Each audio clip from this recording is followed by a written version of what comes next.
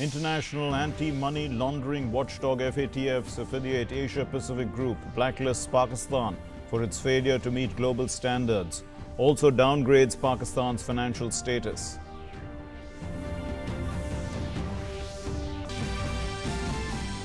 No relief for former Union Minister P Chidambaram from the Supreme Court. The Supreme Court adjourns the hearing till Monday.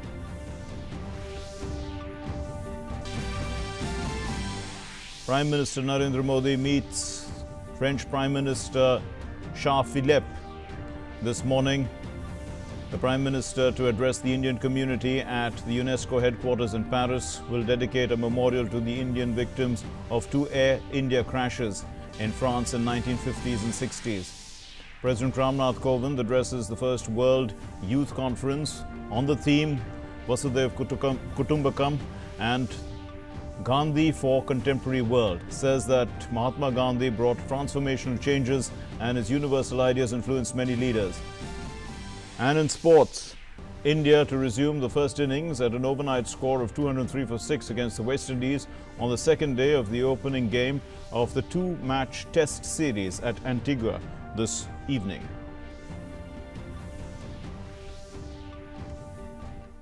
Namaskar and welcome to the Midday News. I'm Mark Lynn. Let's first begin with the Prime Minister's visit to France.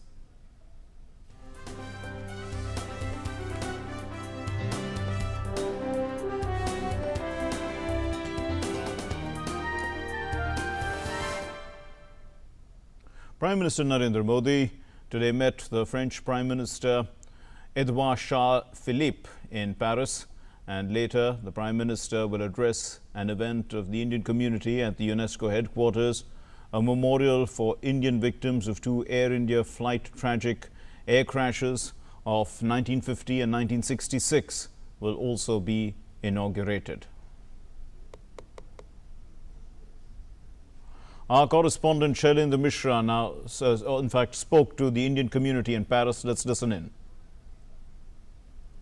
प्रधानमंत्री नरेंद्र मोदी को सुनने के लिए UNESCO के सभागार में बड़ी संख्या में भारतीय समुदाय के लोग यहाँ पेरिस में इकट्ठा हुए हैं। मैं यहाँ पर उनके वेलकम के लिए हूँ, हमारे ग्रुप के साथ जो डिफरेंट स्टेट्स रिप्रेजेंट करते हैं।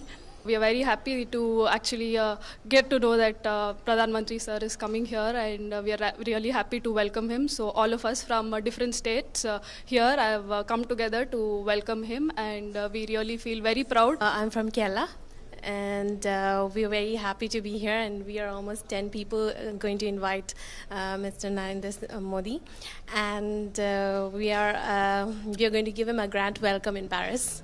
With all the dresses, पूरा dress up करके हम लोग यहीं पे हैं because we want to welcome Mr. Prime Minister, and he's actually very respected here ताकि उनको भी लगे कि हम भी abroad में अपना culture रखते हैं और उसका बहुत respect करते हैं। आप यहाँ देख रहे हैं भारत के अलग अलग राज्यों से जो यहाँ पर फ्रांस में जो लोग आए हैं, यहाँ पर बस चुके हैं, वो प्रधानमंत्री नरेंद्र मोदी का स्वागत करना चाहते हैं। और भारत में जो विविधता में एकता है, जो अलग अलग संस्कृति और कल्चर के जो लोग रहते हैं, यहाँ फ्रांस में जो भारतीय समुदाय के लोग हैं उनमें वो दिखाई देते हैं। कैमरामैन लोकनाथ के साथ Shailendra Mishra, DD news, Paris. And Foreign Secretary Vijay Gokhale, while speaking to the media in Paris, said that Prime Minister Narendra Modi's visit to France is satisfactory. He further added that the Prime Minister and his French counterpart Emmanuel Macron discussed a range of issues, from concerns over environment, terrorism, to giving more impetus to the Indo-French ties. Gokhale also said that President Macron extended his support to India over the recent abrogation of Article 370, stating that it is completely India's internal matter. What was also conveyed by President Macron was a very, very clear condemnation of terrorism in all its forms and manifestations. You will see from the joint statement, both leaders have specifically condemned cross-border terrorism, a number of terrorist organizations, including those such as Hizbul Mujahideen, Lashkar-e-Taiba, Jaish-e-Mohammed are also mentioned in the joint statement specifically as posing a danger to both countries and to the international community. You would have seen the press statements which were carried live, in which President Macron has very clearly stated that issues between India and Pakistan should be sorted out bilaterally. the Prime Minister outlined that the recent steps taken by the government on Article 370 are an entirely internal affair. The two leaders also agreed to remain in touch on this matter. Prime Minister Narendra Modi will arrive in the United Arab Emirates today. This would be the second leg of his tour, and this is the third visit of Prime Minister Narendra Modi to the UAE in 4 years, and it is also hoped that it will give a new momentum to the already existing strong ties between India and the UAE. During the two-day visit, the Prime Minister will be honoured with the highest national award of the UAE, the Order of Zayed. The UAE Minister of Tolerance, Sheikh Nahyan bin Mubarak Al Nahyan, has said that the highest national award to Prime Minister Modi is a mark of special relationship between India and the UAE. He added that the UAE thinks of India as a special guest, a great friend and a respected, trusted partner. The UAE President in April had announced the decision to confer its highest award on Prime Minister Narendra Modi in recognition of the pivotal role played by him in enhancing bilateral ties between the two countries to the level of a comprehensive strategic partnership. Now, no relief, in fact, for moving on to other stories, no relief for the Congress leader and former Finance Minister P Chidambaram from the Supreme Court. So the Supreme Court has adjourned his plea against his arrest by the CBI, and this will be till Monday. So the Congress leader P Chidambaram had appealed to the Supreme Court, challenging the Delhi High Court verdict, dismissing his anticipatory bail plea in the INX media case. And now the case will be resumed on Monday.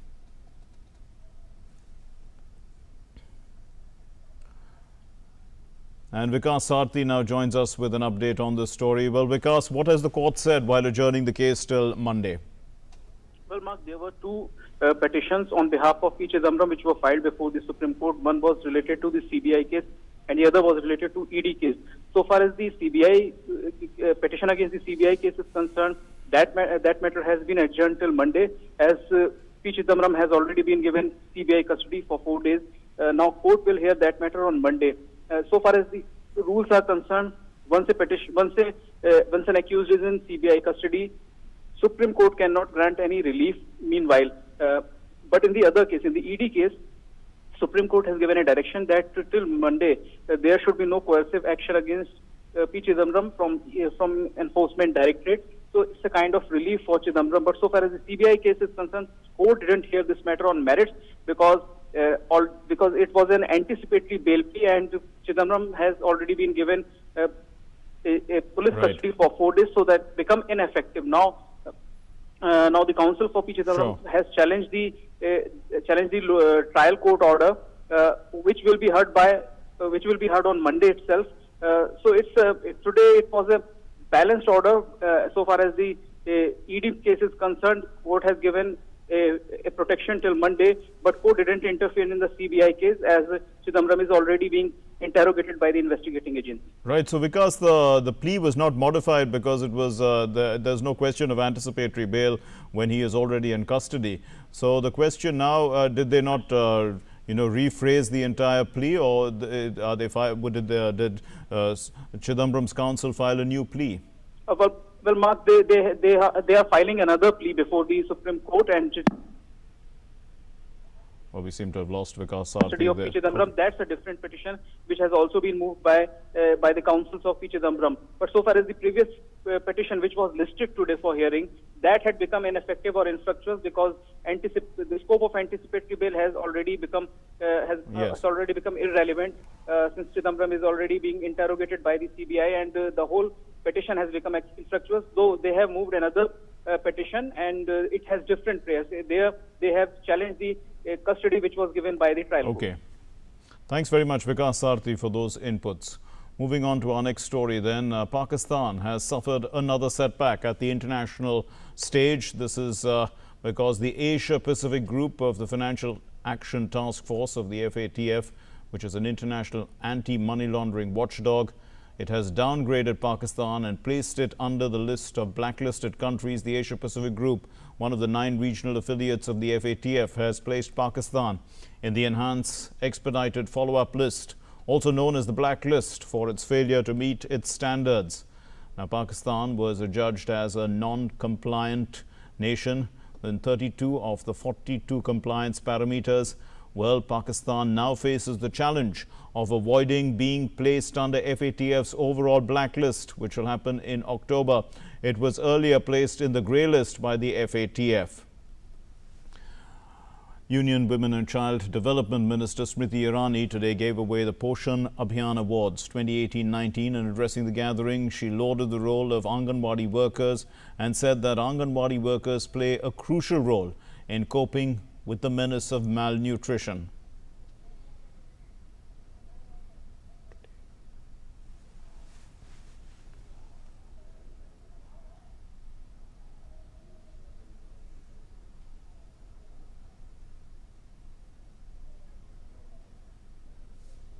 वो महिला, वो व्यक्ति जो हर घर जाकर जीवन दान देता है, उसे सम्मानित करने का सौभाग्य आज मंत्रालय को प्राप्त हुआ है। यशोदा को कृष्ण की मां समझते हैं। उस सभ्यता में आज हमारा गौरव है कि आंगनवाड़ी की हमारी दीदी किसी यशोदा से कम नहीं। और आज अगर कंस की भांति कोई चुनौती है तो वो है कुपोषण। इसलिए आज इस शुभ अवसर पर, इस उत्सव के माहौल में मैं प्रभु से प्रार्थना करती हूं कि जैसे उन्होंने कंस पर विजय पाई, वैसे ही हमारी यशोदा आंगनवाड़ी के माध्यम से कुपोषण पर विजय पाएगी। And let's now go across and we are joining our correspondent Sharma Mishra, who is joining us from Abu Dhabi. The Prime Minister will be heading to the United Arab Emirates later in the day, and there is a big program for the Prime Minister. Amongst the many great honours, the Prime Minister will also be honoured with the highest award of the UAE, which is the Order of Zayed.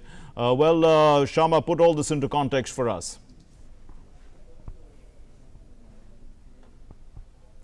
Yes, Mark, this would be the third visit of Prime Minister Narendra Modi to UAE, and this also marks an important relationship between both the nations, UAE and India, because we are seeing that this is the year of tolerance, which is being celebrated over here. And in many areas, we are seeing that the Order of Tolerance hashtag that has been put across, because yes, this is the year when Narendra Modi, the Prime Minister of India, would be awarded with the highest civilian decoration of UAE, that is the Order of Zayed.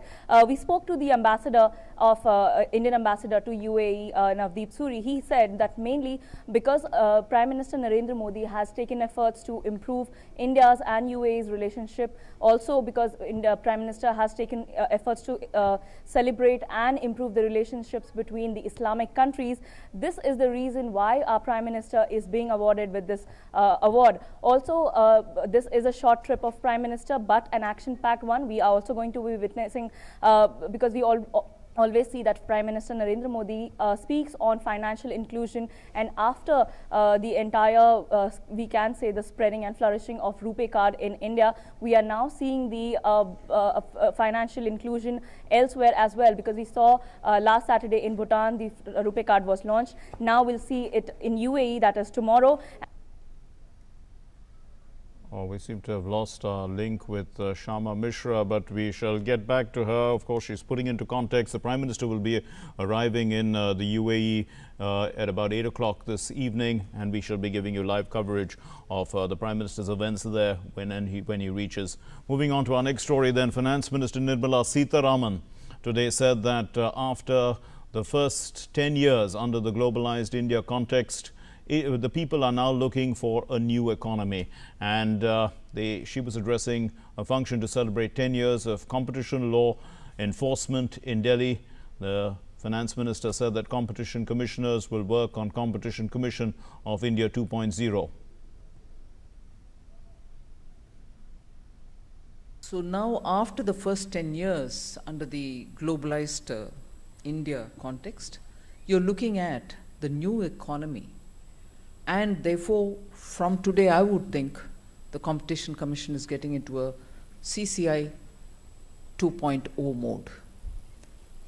Only because, yes, the markets are opening up, but world over, you watch the developments world over, there is also a recoil of sorts.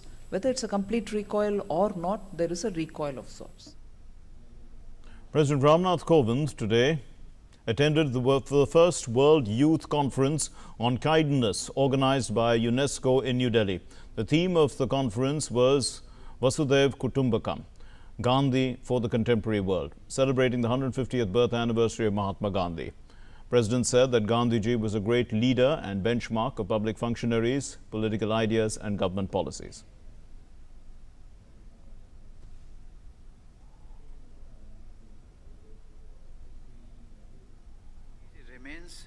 The benchmark against which we assess our public functionaries, political ideas and government policies, as well as the hopes and aspirations of our country and our people and of our shared planet.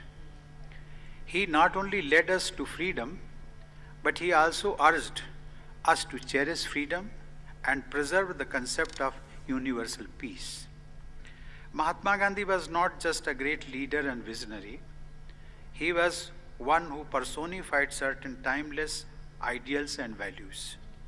We could place Gandhiji in a time machine and transport him to any period of human existence, and we would find him to be always relevant.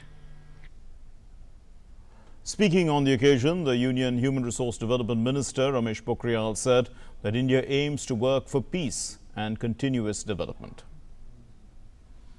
Gandhi ji के उस विषय को जिसको आज पूरी दुनिया को जरूरत है, शांति की और सतत विकास की, उसी मार्ग से होते हुए हम दुनिया को सुख शांति और प्रगति के पथ पर लेकर के जाएंगे।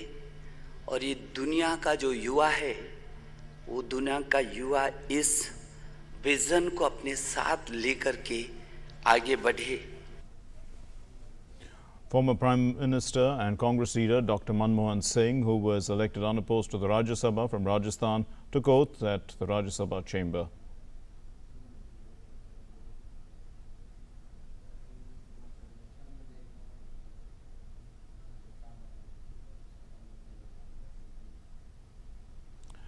In a major embarrassment for Pakistan and China, the UN meet on safety of religious minorities has expressed concern over Beijing in Islamabad treating religious minorities in their country, and the meeting was held in New York. And many nations, including the United States, the UK and Canada, slammed the two countries, saying that a large number of people have been marginalized in their own societies in these countries. Now, they also urged them to respect human rights and fundamental freedoms of everyone. The United Kingdom has spoken up for the rights of religious communities and minorities across the world. From the Uyghurs in China, Christians and Ahmadis in Pakistan, as we heard from Naveed. In Pakistan, religious minorities continue to suffer from persecution, either at the hands of non-state actors or through discriminatory laws and practices. We remain deeply concerned about the Chinese government's escalating, widespread, and undue restrictions on religious freedom in China. And we urge the Chinese government to respect the human rights and fundamental freedoms of everyone in that nation. We must unequivocally call out attacks, whether directed at Christians in the Middle East and elsewhere, Christians in Pakistan, a deepening crackdown on Uyghurs and members of other religious minorities groups in China. Amazon, the world's largest rainforest and a bulwark against climate change, has been ravaged by thousands of fires in the last 1 week, and the smoke from the resulting fires hangs at a horizon like a fog. Now, about 73,000 fires have been detected by Brazil's Space Research Center. It's a record number and an 85% increase compared to last year.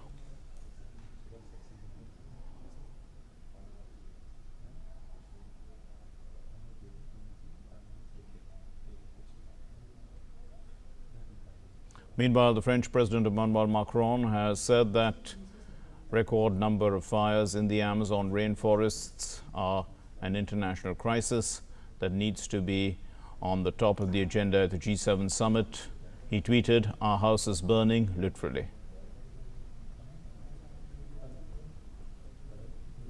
The UN chief, Antonio Guterres, also said that he was deeply concerned by the fires. The Brazilian President, Jair Bolsonaro, also earlier said that his government lacked the resources to fight the surge of fires in the world's biggest rainforest. Conservationists, however, have blamed Bolsonaro's government for the Amazon's plight, saying that he has encouraged loggers and farmers to clear the land.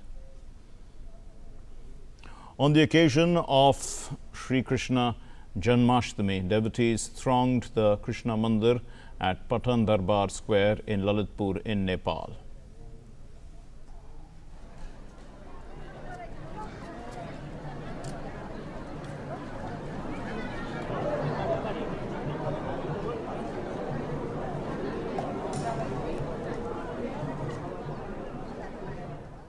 And devotees in Bengaluru also thronged the ISKCON temple to celebrate Krishna Janmashtami.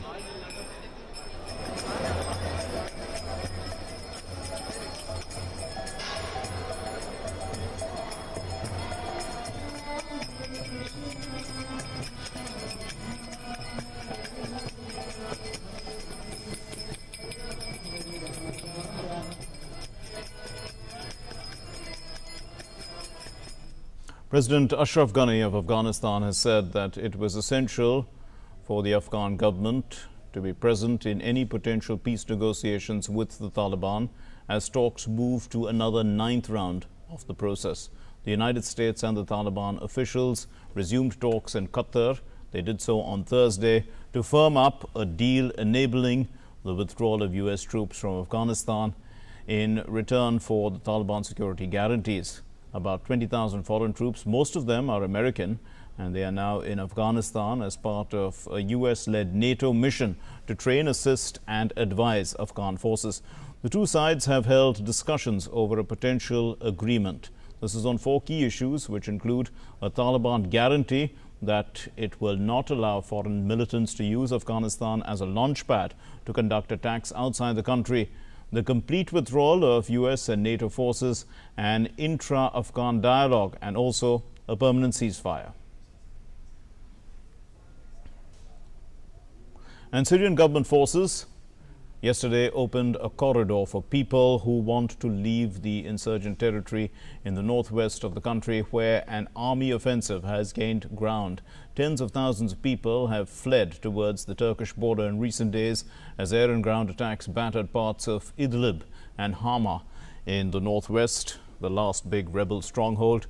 Now, after the collapse of a brief ceasefire this month, Syrian army troops, they are backed by Russia. They have now marched into a town in Idlib province in rebel hands since 2014. The head of the state's reconciliation committee, Ali Haidar, said getting civilians out would help troops take military and security measures in the region. He repeated that Damascus government's vow is to liberate every inch of Syria. And well, the United Nations says that hundreds of people have been killed since the offensive began in late April.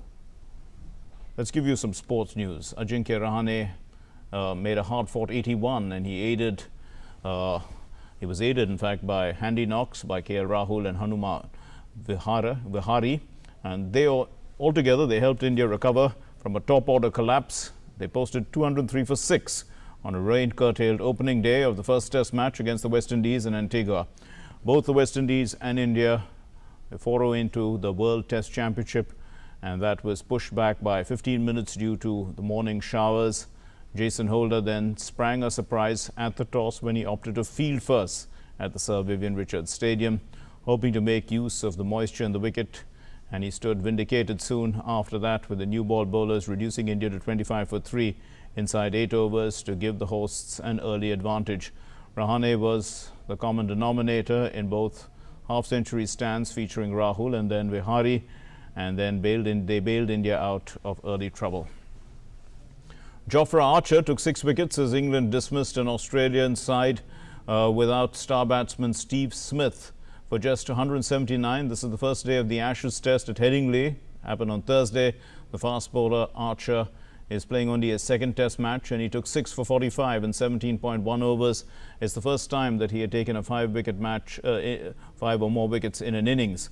And well, England looking to level the series at 1-1, reduced Australia to 25 for 2 from after the home captain Joe Root won the toss.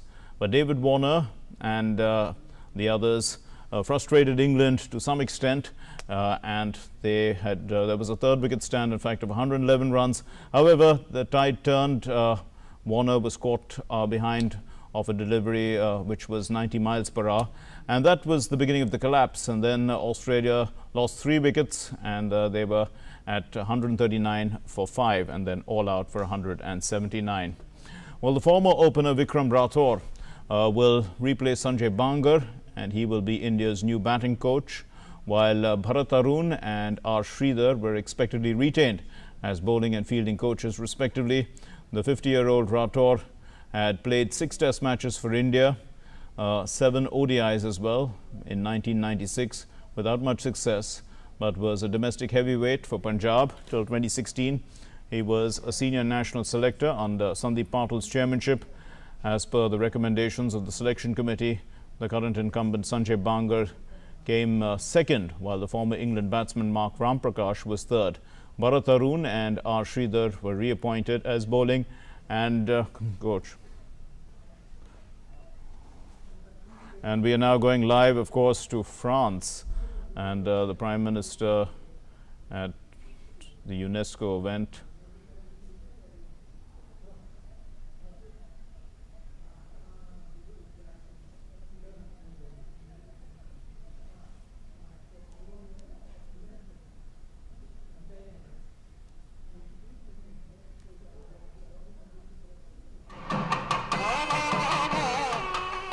The Prime Minister will be addressing a community event now in UNESCO and Paris. These visuals that we are getting you, he's currently meeting the Director General of UNESCO.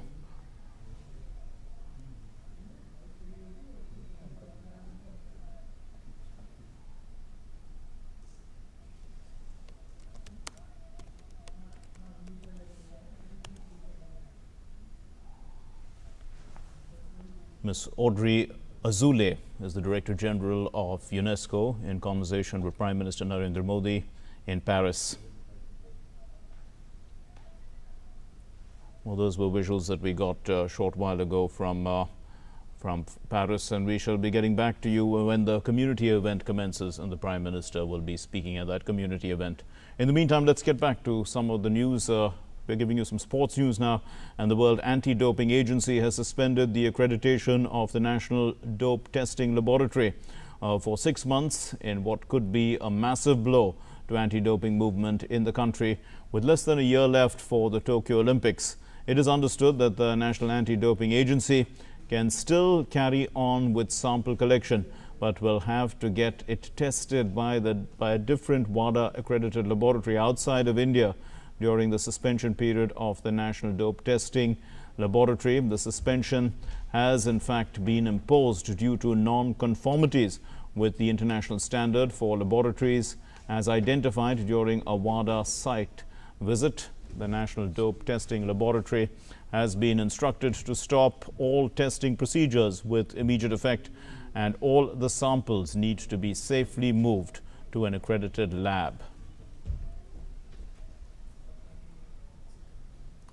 Arjun Pathak, he's a 14-year-old golfer from Noida, and he won the US Kids Junior World Golf Championships in Malaysia last month, I beg your pardon. And DD News caught up with this teenager from Noida as he talks about his sporting career.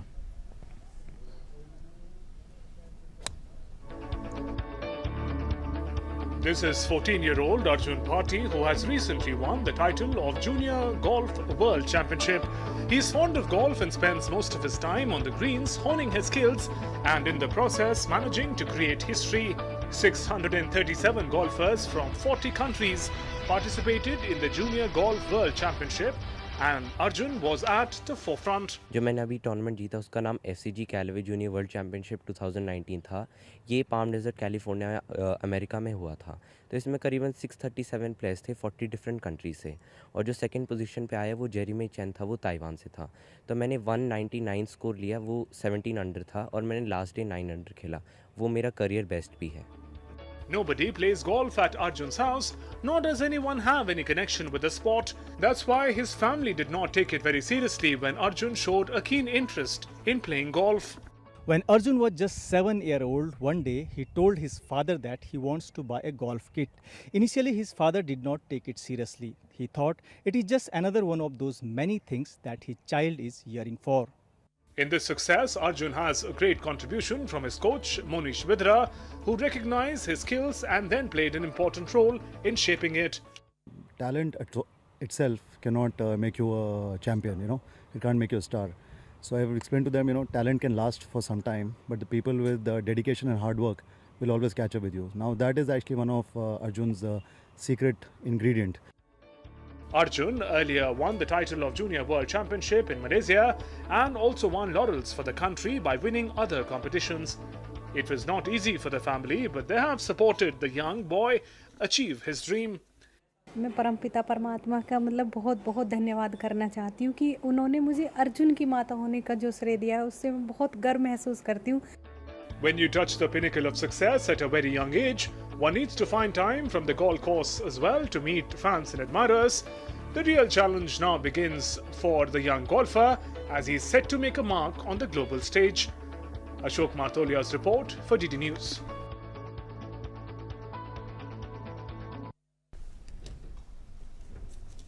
And Aksa Dayal, a student of Bilaspur in Chhattisgarh, has designed an umbrella that does not reverse in strong winds. Dayal was awarded with the Inspire Award for preparing this anti-storm umbrella. The Inspire Award is given to school students for their unique inventions and innovations. Aksa Dayal, a high school student from Bilaspur, takes her umbrella to go to school with her younger sister in heavy rain. But their umbrella is reversed due to strong winds. The result is both get wet. This incident makes Aksa think, why do umbrellas reverse in strong winds? From here, she gets the idea to make anti-storm umbrella. This unique invention led to Aksa being awarded the Inspire Award this year. हम लोग देखते हैं कि convenience ना होने पर हम छाते को गाड़ी में या साइकिल में भी यूज कर लेते हैं, तो एक हाथ से साइकिल चलाते हैं, एक हाथ से छाता पकड़ते हैं।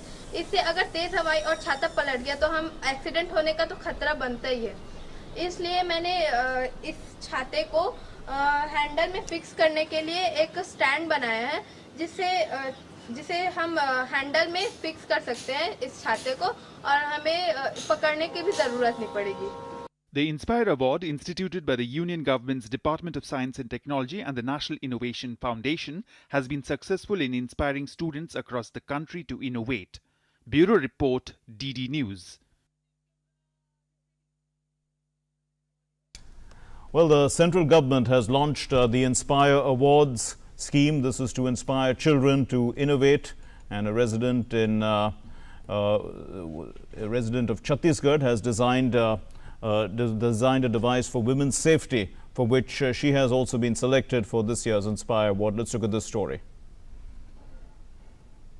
To put a stop to the increasing incidence of sexual harassment against women in the country, Siddhi Pandey, a student of Dhamtari, Chhattisgarh, has designed a device to save women from such incidents. Siddhi has designed a lady's purse under the name Woman Safety Purse, which will be helpful in reducing incidents of molestation. Nirbhaya कांड से जब एक लड़की बस में हुआ था ना ये कांड, तो वहीं से मुझे प्रेरणा मिली कि कहीं ना कहीं लड़कियों के लिए कुछ ऐसा डिवाइस बनाना चाहिए, कुछ ऐसा सेफ्टी डिवाइस बनाना चाहिए जो उसके पास हर समय रहता हो। तो उसके हिसाब से मैंने यहाँ सेफ्टी पर्स और सेफ्टी सैंडल बनाया। Inside the women's safety purse, she has put sirens which will ring an alarm if someone tries to molest a woman. A GPS system has also been installed in this purse so that the location of the woman can also be detected. In addition to the women's safety purse, Siddhi has also designed safety shoes for women at a very low cost. Sunil Tiwari with Borun Banerjee from Dhamtari, DD News, Raipur. Well, a solar dryer is a farm equipment which farmers use for drying up their crops, the fruit and vegetables of medicinal plants. Now, rich farmers have easy access to this piece of equipment, but small and medium farmers find it tough to get their hands on it. But now Madhya Pradesh's Indore-based mechanical engineer Varun Raheja has come up with a solution, and let's take a look at that.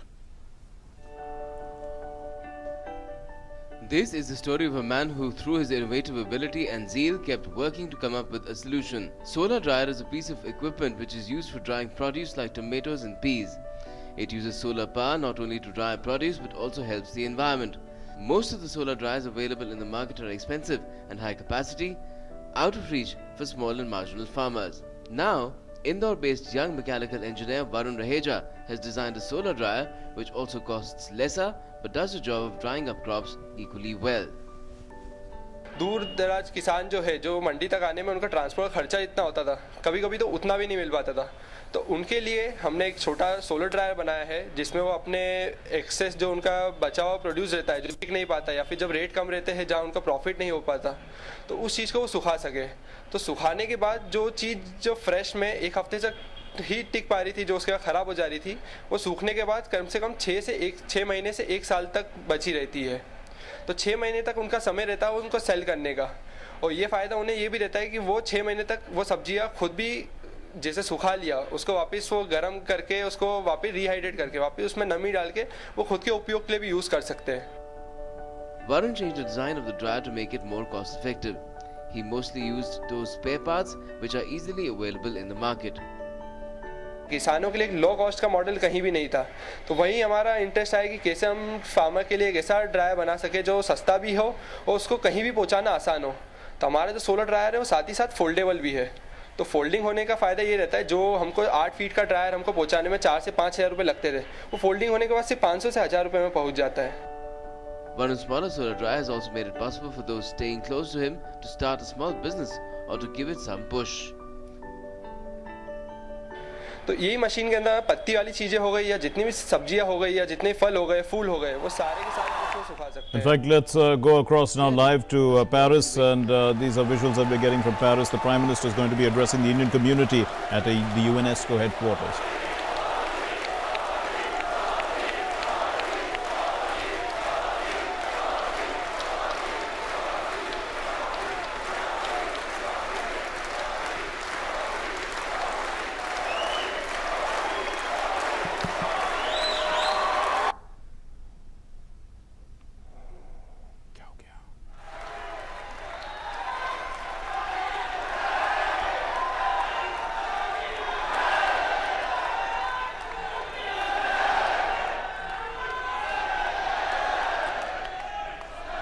Thank you, thank you, thank you, thank you, thank you, thank you, thank you.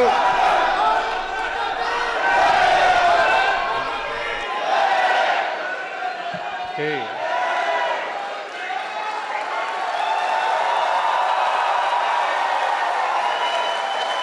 Thank you. Ladies and gentlemen, ladies and gentlemen,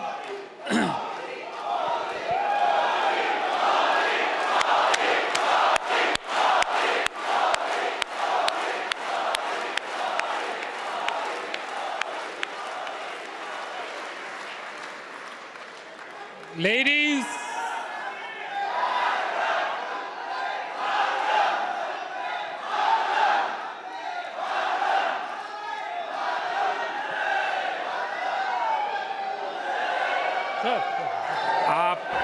आप सबसे प्रार्थना है, पहले हम राष्ट्रगान करेंगे, उसके बाद कार्यक्रम करेंगे। Okay. Ladies and gentlemen, I'll request you to please keep standing for the national anthem of India.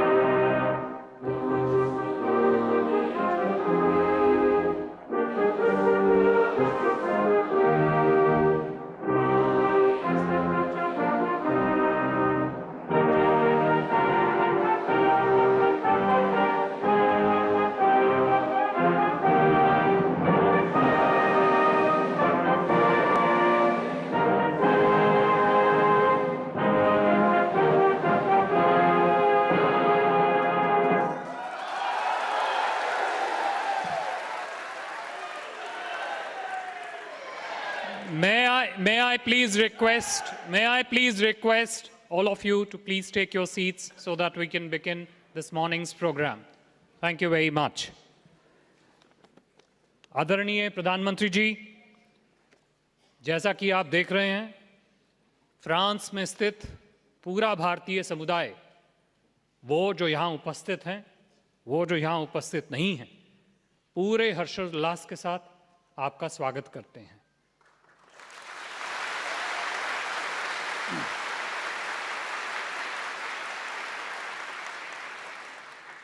हमारे बीच आज आपकी ये उपस्थिति पूरे भारतीय समुदाय के लिए, फ्रांस में स्थित, मैं तो ये भी कहूँगा पूरे यूरोप में स्थित भारतीय समुदाय के लिए गर्व तथा अत्यंत सम्मान का प्रश्न है।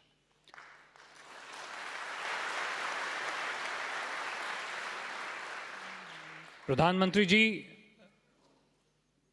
नवनिर्वाचन के बाद एक नए विशाल जनादेश के उपरांत 3 महीने के भीतर ही आपने फ्रांस को अपनी विदेश यात्रा का एक महत्वपूर्ण गंतव्य बनाया।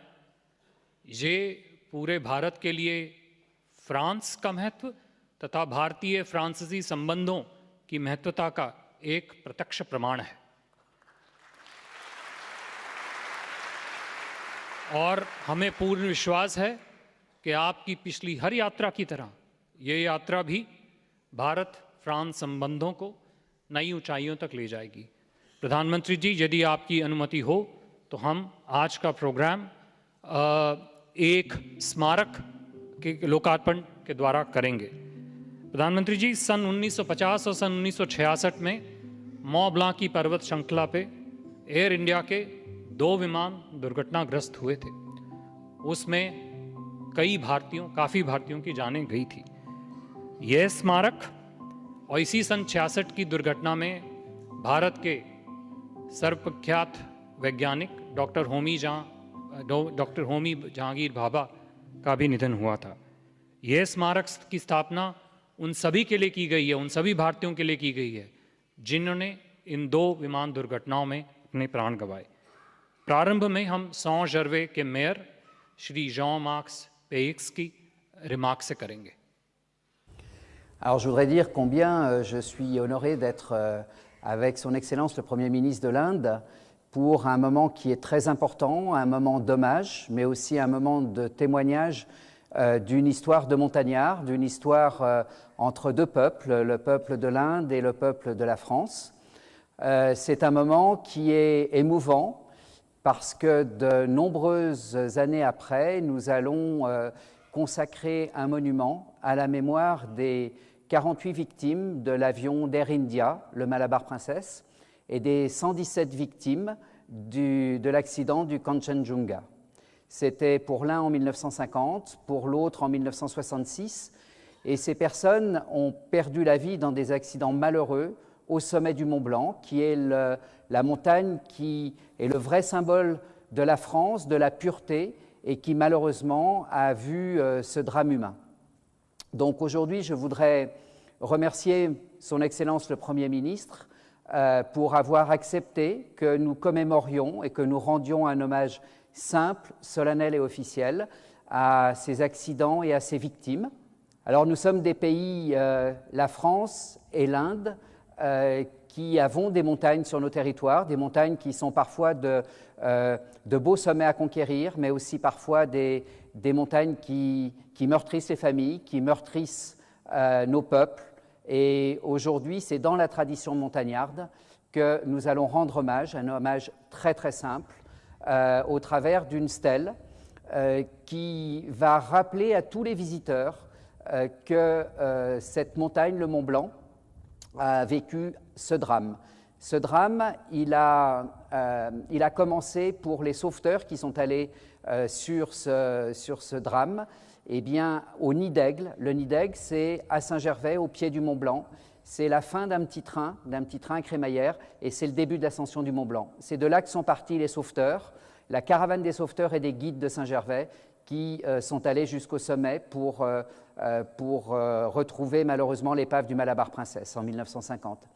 Donc aujourd'hui, c'est aussi une étape très importante dans l'amitié franco-indienne, dans l'amitié indo-française, et je voudrais dire que c'est aussi un moment très émouvant parce que tous les Indiens qui le souhaiteront vont pouvoir aller voir cette stèle à Saint-Gervais, au pied de cette montagne.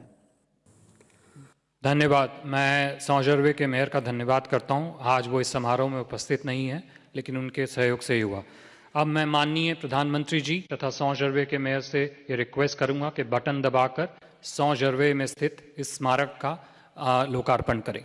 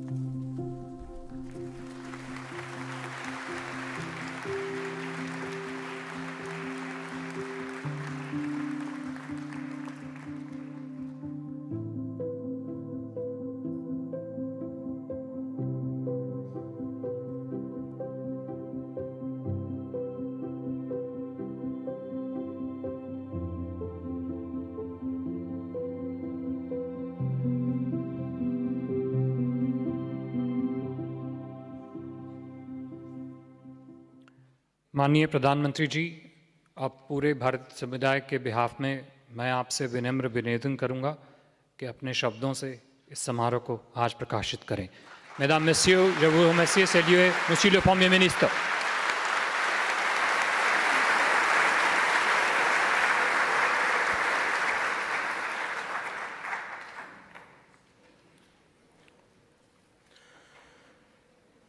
France के गणमान्य नागरिक और यहाँ अपनी मेहनत, अपने कौशल से भारत और फ्रांस का गौरव बढ़ाने वाले आप सभी साथियों का नमस्कार।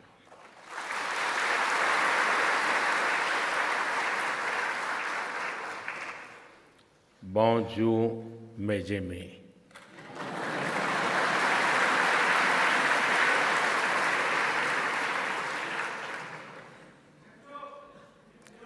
भाइयों और बहनों, भारत और फ्रांस की मित्रता पूरी तरह से अटूट है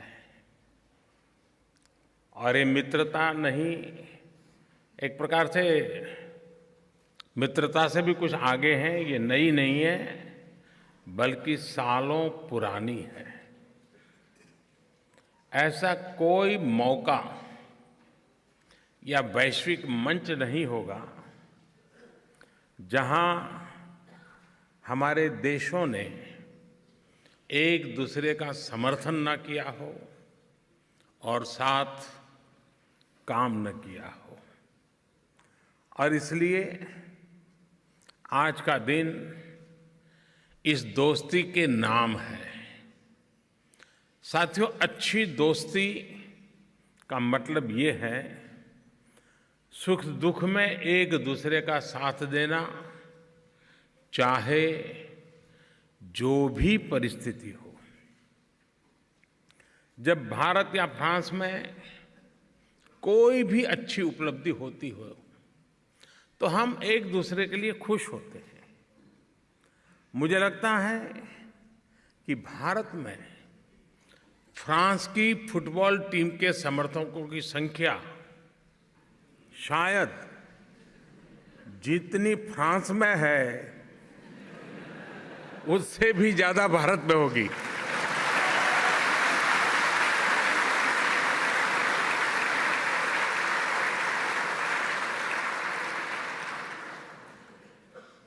जब फ्रांस ने फुटबॉल विश्व कप जीता था तो इसका जश्न भारत में भी बड़े जोर शोर से मनाया गया था। साथियों, इसी तरह हम दुख की घड़ी में भी उतनी ही घनिष्ठता से एक दूसरे के साथ खड़े हैं। इसका उदाहरण फ्रांस में हुए एयर इंडिया के 2 विमान हादसों का ये स्मारक भी है। इन हादसों में कई भारतीय यात्रियों का निधन हुआ था। इनमें भारत के महानतम वैज्ञानिकों में से एक डॉक्टर होमी जहांगीर भाभा भी थे। भारत के उस महान सपूत को और अन्य भारतीयों को जिन्होंने इस दुर्घटना में अपने प्राण गंवाए, उन्हें मैं अपनी श्रद्धांजलि देता हूं। साथियों, इस मेमोरियल का हर पत्थर हमारे नागरिकों की एक दूसरे के लिए संवेदनशीलता का जीता जागता सबूत है। हम नमन करते हैं सेंट जर्वे के उन गाइड्स को जिन्होंने हादसे के बाद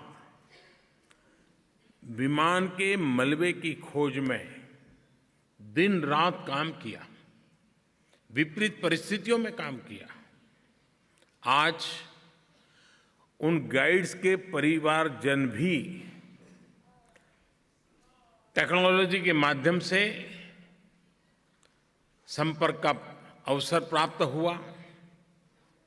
मैं उन गाइड्स का और उनके स्वजनों का भी भारत की तरफ से आदरपूर्वक आभार व्यक्त करता हूं।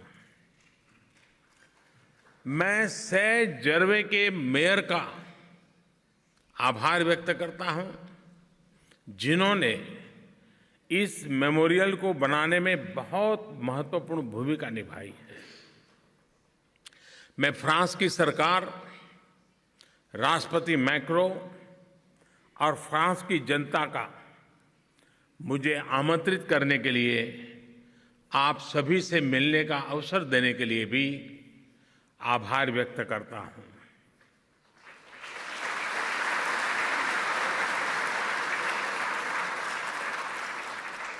इनमें है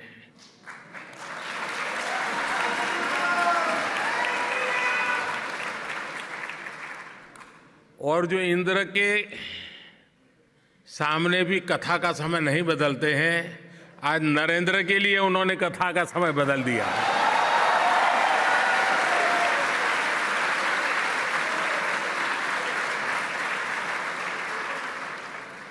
और उसका कारण बापू के रग रग में राम भक्ति भी है, राष्ट्र भक्ति भी है।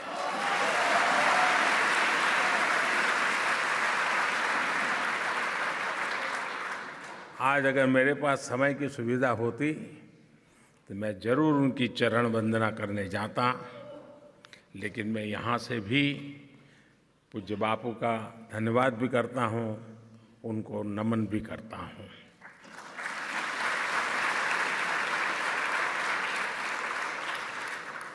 साथियों, जब मैं 4 साल पहले फ्रांस आया था तो हजारों की संख्या में भारतीयों से संवाद का अवसर मिला था।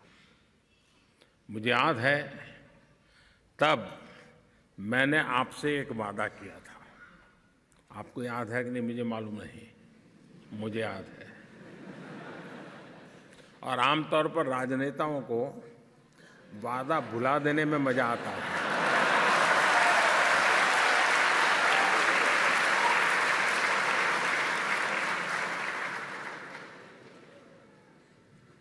लेकिन मैं उस बिरादरी से नहीं हूं।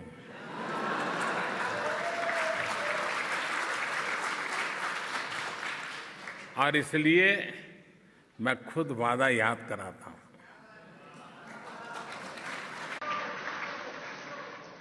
मैंने कहा था कि भारत आशाओं और आकांक्षाओं के नए सफर पर निकलने वाला है। और आज जब आपके बीच आया हूं तो नम्रता के साथ, बड़े विश्वास के साथ कह सकता हूं कि हम न सिर्फ उस सफर पर निकल पड़े, बल्कि 130 करोड़ भारतवासियों के सामूहिक प्रयासों से भारत तेज गति से विकास के रास्ते पर आगे बढ़ रहा है।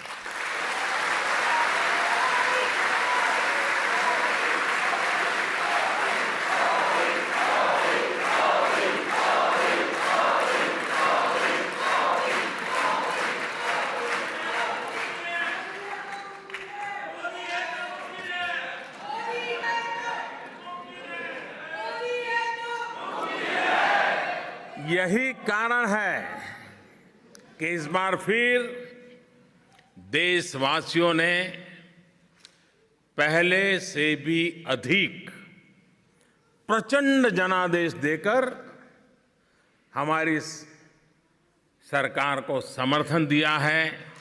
फिर एक बार हमें देश की सेवा करने का मौका दिया है।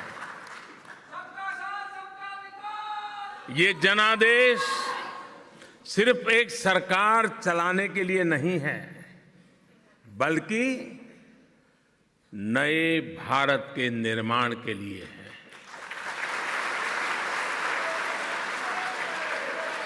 एक ऐसा नया भारत जिसकी समृद्ध सभ्यता और संस्कृति उस पर पूरे विश्व को गर्व हो, और जो 21वीं सदी की आधुनिकता को भी लीड करे। ऐसा नया भारत जिसका focus ease of doing business पर भी हो और जो ईज ऑफ लिविंग की भी सुनिश्चित करने के लिए हर कदम उठाएं। साथियों, भारत में पिछले 5 सालों में ढेर सारे सकारात्मक बदलाव हुए हैं। इन बदलावों के केंद्र में भारत की युवा शक्ति, भारत के गांव, गरीब, किसान, ये नारी शक्ति, ये उसके केंद्र बिंदु में रहे हैं। मैं फुटबॉल प्रेमियों के देश में आया हूं, और जब फुटबॉल प्रेमियों के बीच में आया हूं तो आप भली भांति जानते हैं गोल का महत्व क्या होता है।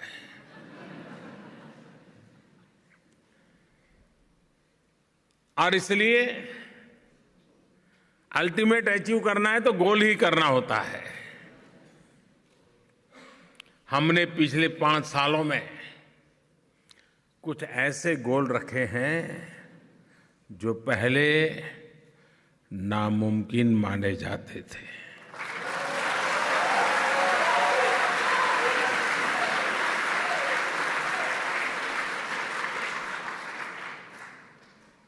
लेकिन टीम स्पिरिट की भावना से हमने उन लोगों को, उन लक्ष्यों को साकार करके दिखाया है। साथियों, पूरी दुनिया में एक तय समय में सबसे ज्यादा बैंक अकाउंट अगर किसी देश में खुले हैं तो वो भारत में खुले हैं। पूरी दुनिया की अगर आज सबसे बड़ी हेल्थ एश्योरेंस स्कीम किसी देश में चल रही है तो उस देश का नाम है। इस स्कीम से कवर्ड लोगों की संख्या कितनी ज्यादा है, इसका अंदाजा आप इसी बात से लगा सकते हैं कि अमेरिका, कनाडा, मैक्सिको, इसकी जो कुल आबादी है उससे अगर हम जोड़ दें तो उससे भी ज्यादा लोग भारत की इस योजना के लाभार्थी हैं।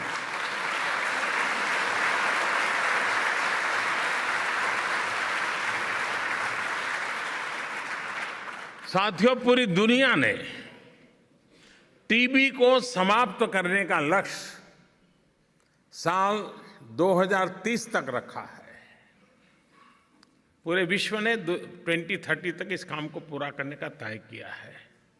लेकिन ये नया हिंदुस्तान है। आपको गर्व होगा कि जिस गति से हम इस पर काम कर रहे हैं उससे भारत इस लक्ष्य को 5 साल पहले 2025 में पूरा कर देगा।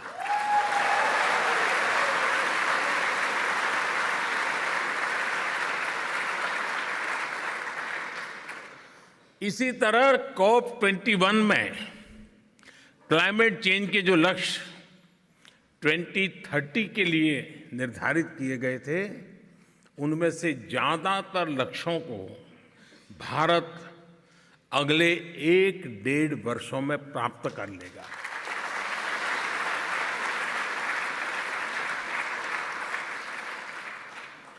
देखिए, हिंदुस्तान वही है, गांधी भी वही है, आप भी वही है। गांधी की शताब्दी भी मनाई गई, गांधी के 125 साल भी मनाए गए। इस बार गांधी के 150 मनाए जा रहे हैं और अब तक दुनिया के 124 देशों के टॉप मोस्ट सिंगर्स, म्यूजिशियंस ने वैष्णव भजन तो तेने रे कहिए ये गाया है।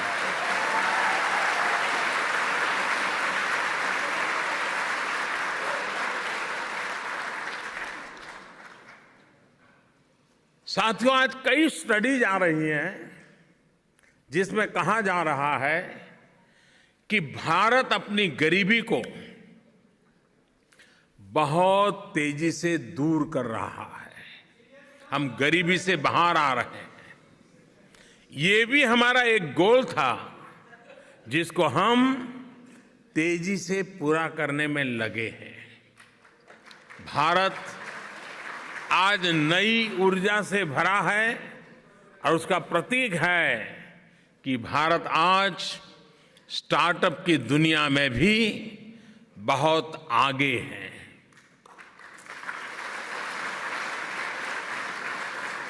छोटे छोटे शहर के टैलेंटेड युवा एक से बढ़कर एक इनोवेशन कर रहे हैं। साथियों, ये भी सच है कि पिछले 5 सालों में हमने देश की अनेक कुरीतियों को रेड कार्ड भी दे दिया है।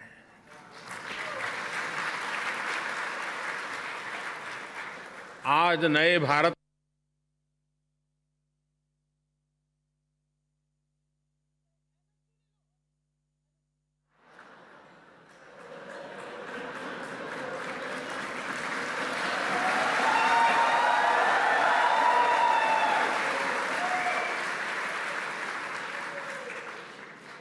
चिंता मत कीजिए, आप तक आना नहीं पड़ेगा। हम वहीं जाते हैं जहां सही जगह होती है।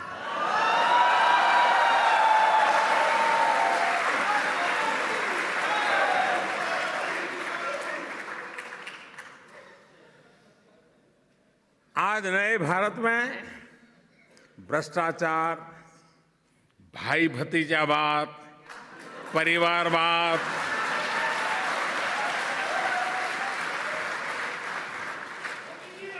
जनता के पैसे की लूट,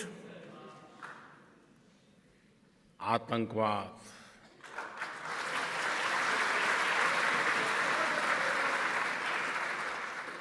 जिस तरह लगाम कसी जा रही है वैसा पहले कभी नहीं हुआ। साथियों, नए भारत में थकने रुकने का सवाल ही पैदा नहीं है।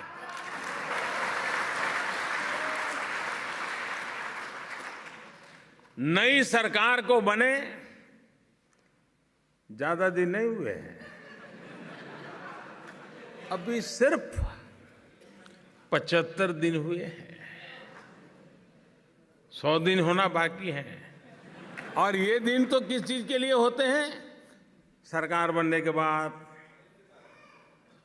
स्वागत सम्मान होते, फूल मालाएं होती हैं, जय जयकार चलता है। हम उस चक्कर में नहीं पड़े।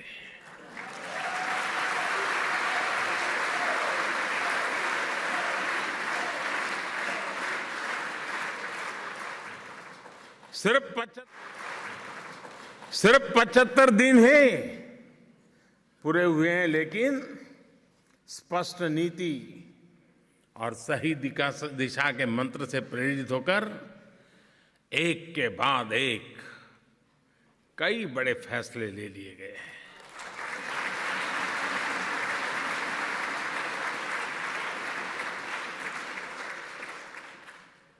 नई सरकार बनते ही जल शक्ति के लिए एक नए मंत्रालय को बनाया गया, जो पानी से संबंधित सारे विषयों को होलिस्टिकली देखेगा। गरीब किसानों और व्यापारियों को पेंशन की सुविधा मिले, इसका भी फैसला लिया गया। ट्रिपल तलाक,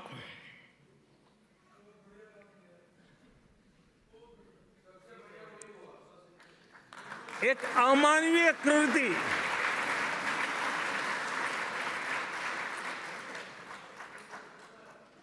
नारी का सम्मान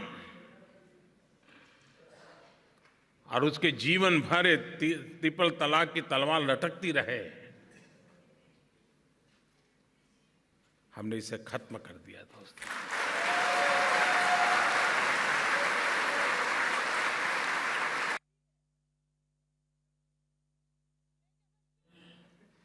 कोई लिखे या न लिखे, कोई बोले या न बोले, कोई बोल पाए या न बोल पाए, लेकिन इन करोड़ों बेटियों के आशीर्वाद आने वाली सदियों तक भारत का भला करने वाले हैं।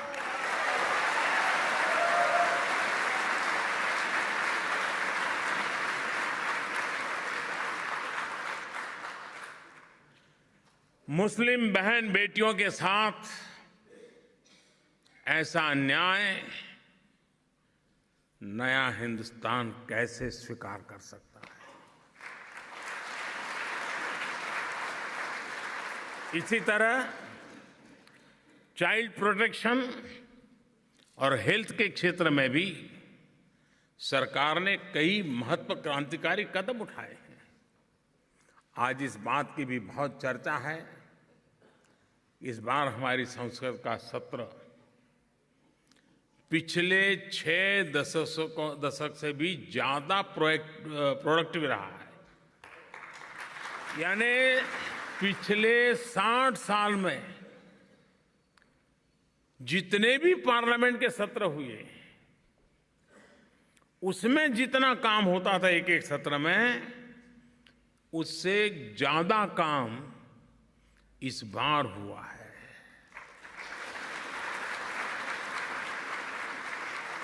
ये क्यों हुआ? क्यों हुआ? नहीं, क्यों हुआ? अरे मोदी है तो मुमकिन है, इसलिए नहीं हुआ है। ये इसलिए हुआ कि देश की जनता ने थप्पा लगाया।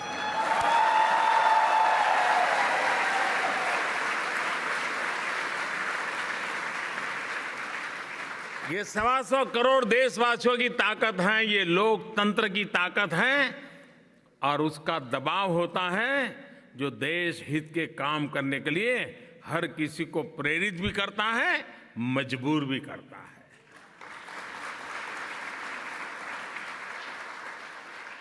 आप सभी जानते हैं कि 7 सितंबर को हम सभी का चंद्रयान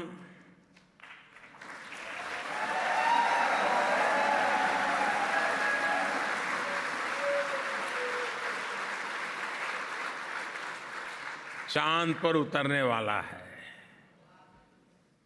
इस उपलब्धि के बाद चांद पर उतरने वाला भारत दुनिया का चौथा देश बन जाएगा।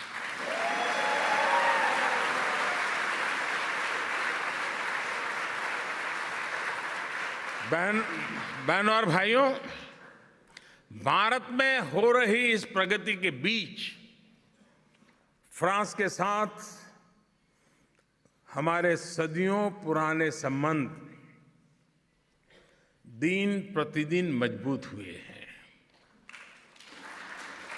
एक दूसरे की आवश्यकताओं को ध्यान, एक दूसरे के प्रति संवेदनशीलता,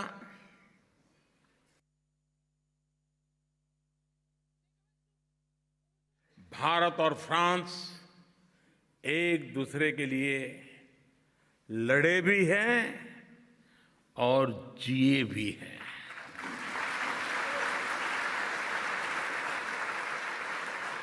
दोनों देशों ने कंधे से कंधा मिलाकर दुश्मनों से मुकाबला किया है। यही वो धरती है जहां प्रथम विश्व युद्ध में 9,000 भारतीय सैनिकों ने फ्रांस के सैनिकों के साथ मानवता के पक्ष में लड़ते हुए अपने प्राणों की आहुति दे दी।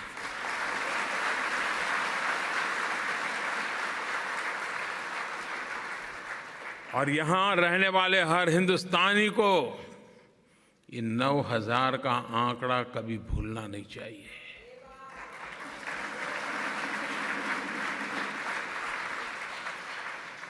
साथियों, हमने फासिज्म और एक्सट्रीमिज्म का मुकाबला भारत में ही नहीं बल्कि फ्रांस की धरती पर भी किया है। हमारी दोस्ती ठोस आदर्शों पर बनी है। दोनों देशों के चरित्र का निर्माण लिबर्टी, इक्वलिटी और फ्रेटर्निटी के साझा मूल्यों से हुआ।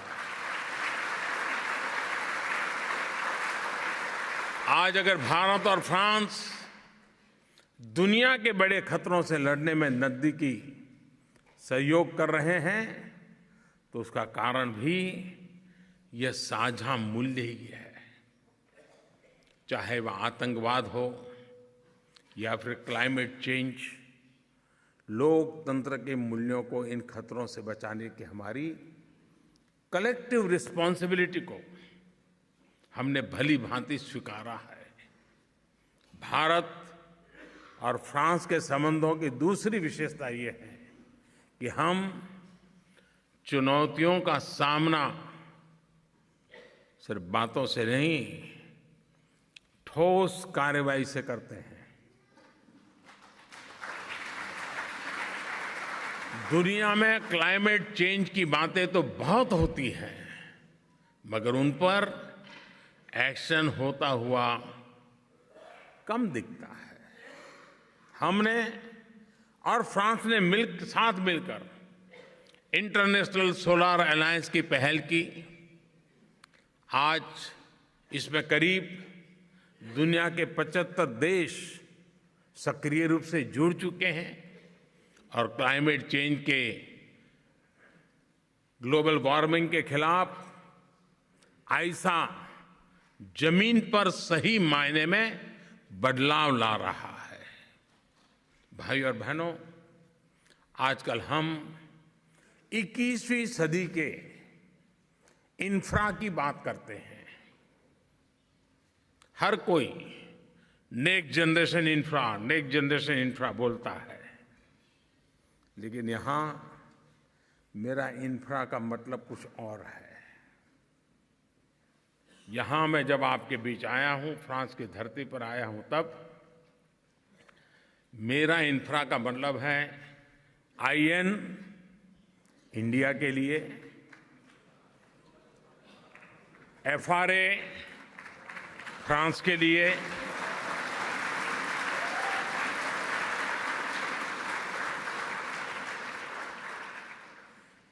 IN प्लस FRA यानी इंडिया और फ्रांस का तालमेल अलायंस इंफ्रा।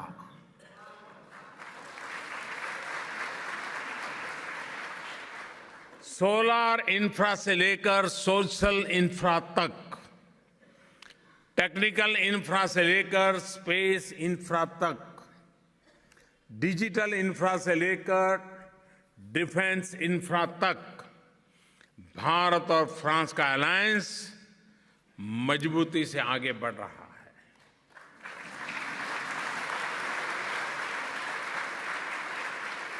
भारत में स्मार्ट शहरी व्यवस्थाओं के निर्माण और इंटेलिजेंट ट्रांसपोर्टेशन में भागीदारी से भी दोनों ही देशों को लाभ मिल रहा है।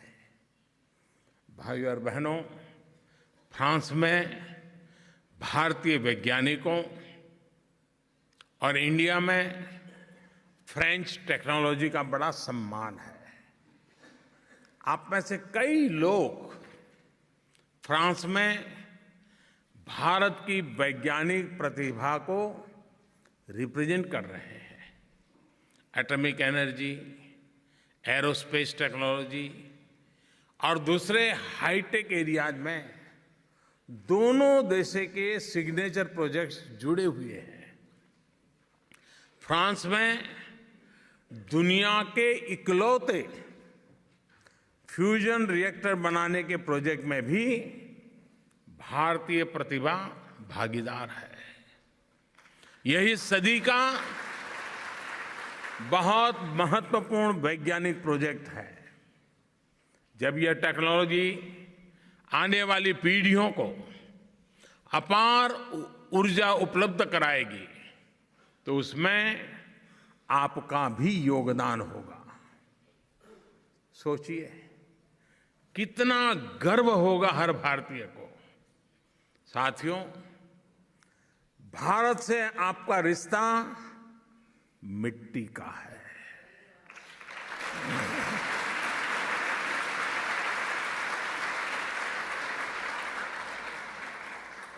भारत से आपका रिश्ता मिट्टी का है तो फ्रांस से मेहनत का नाता है। आपकी सफलताएं फ्रांस के लिए गौरव का विषय तो है, साथ ही यह भारत को भी गौरवान्वित करती है। भारतीय मूल के लोगों ने फ्रांसीसी पब्लिक लाइफ में भी बेहतरीन प्रदर्शन किया है। कई व्यक्ति फ्रेंच संसद के सदस्य हैं।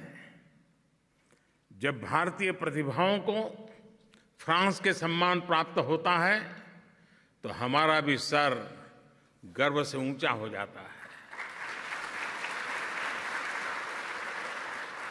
मुझे इस बात की भी खुशी है कि आपने फ्रांस के रिवाजों और कानूनों को अपनाने के साथ साथ अपनी विशिष्ट भारतीयता को सहज रखा है।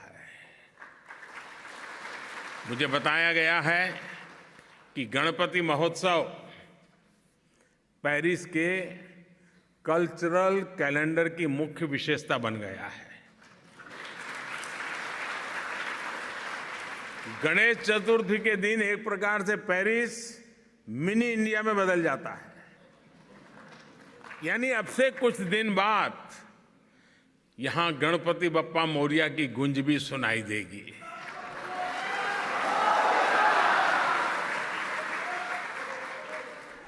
मेरी शुभकामनाएं आपके साथ है।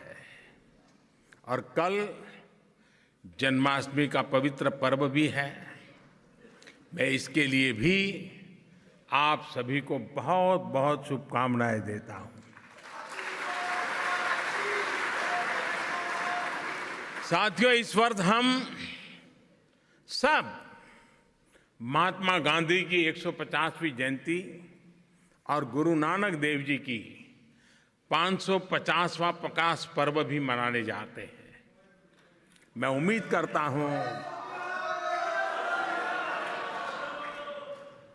करता हूं कि आप में से कुछ लोगों ने गांधी क्विज में भी भाग लिया होगा। अगर रह गए हैं तो अभी भी मौका है। भाइयों और बहनों, देश के विकास के लिए आपका योगदान भारत के लिए बहुत बड़ी ताकत है।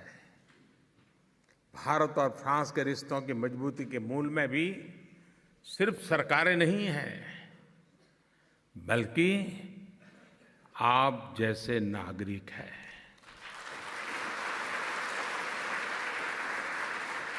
आप ही फ्रांस में भारत के प्रतिनिधि हैं, आप ही भारत की आवाज हैं, आप ही भारत की पहचान है। मुझे विश्वास है कि भारत की इस आवाज को आप हमेशा हमेशा के लिए बुलंद करते रहेंगे।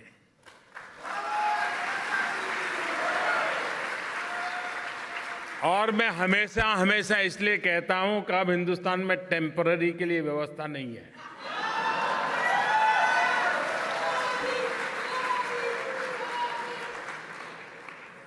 आपने देखा होगा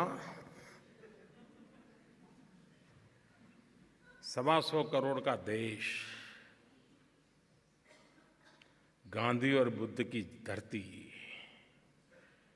राम और कृष्ण की भूमि, टेम्पररी को निकालते निकालते 70 साल चले गए।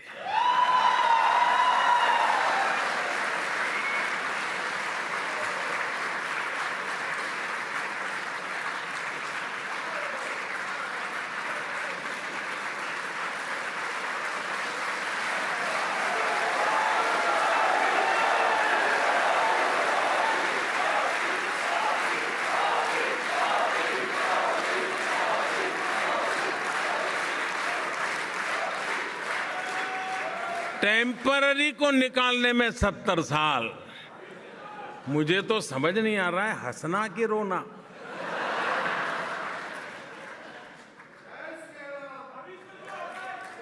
खैर साथियों,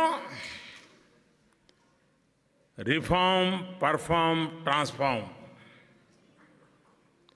और परमानेंट व्यवस्थाओं के साथ, पक्के निर्धार के साथ देश चल पड़ा है, चलता रहेगा, मकसद को भी पूरा करेगा, मंजिल को भी प्राप्त करेगा। इन सब विश्वास के साथ फिर से एक बार आप सभी का बहुत बहुत आभार। धन्यवाद।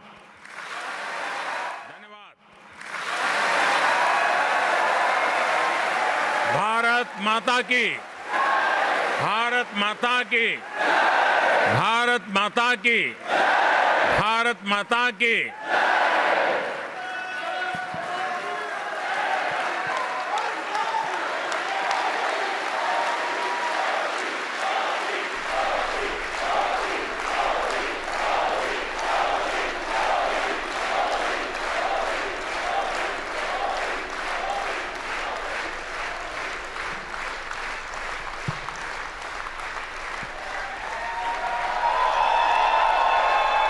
Ladies and gentlemen, Prime Minister Narendra Modi there speaking in Paris to the Indian community at the UNESCO headquarters.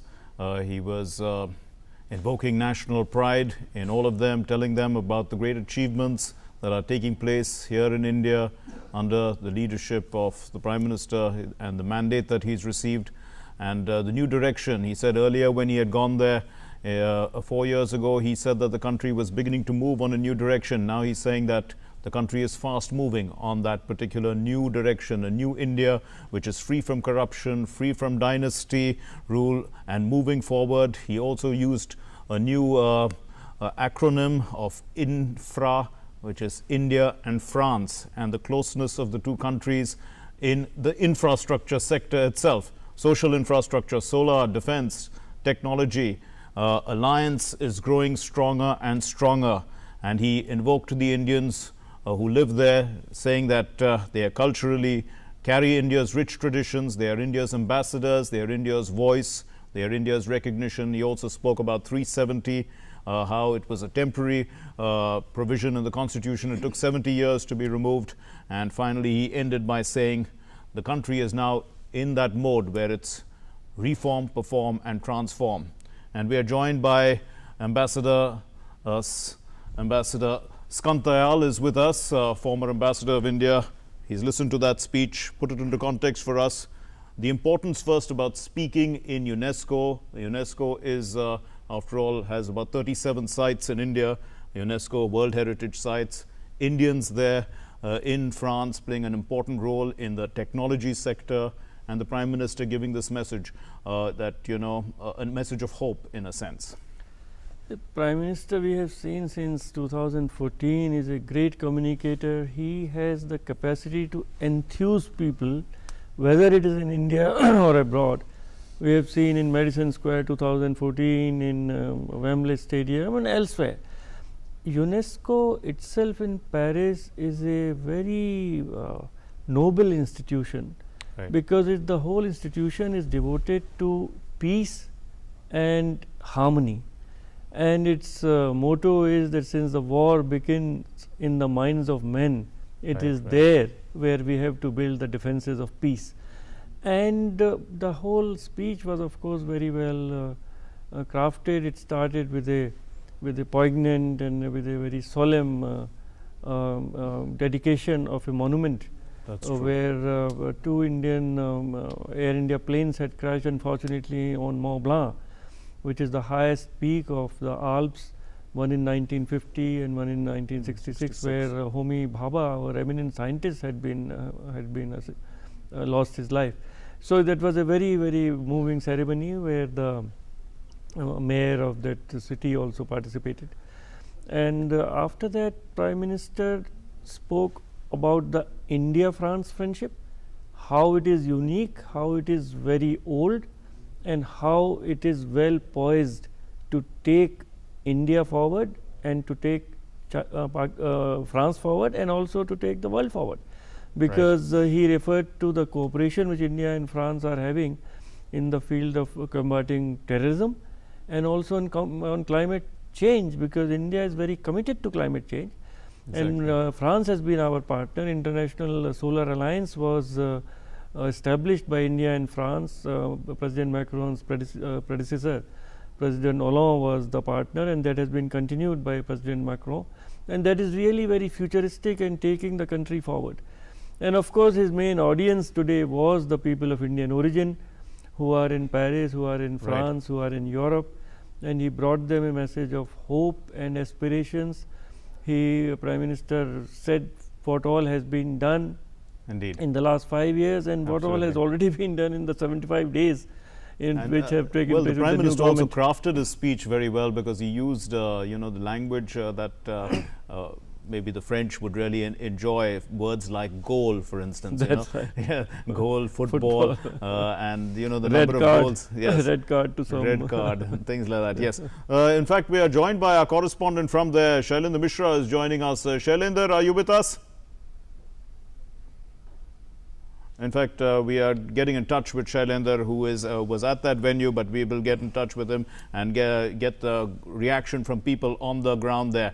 But let's come back to what the Prime Minister has put into focus.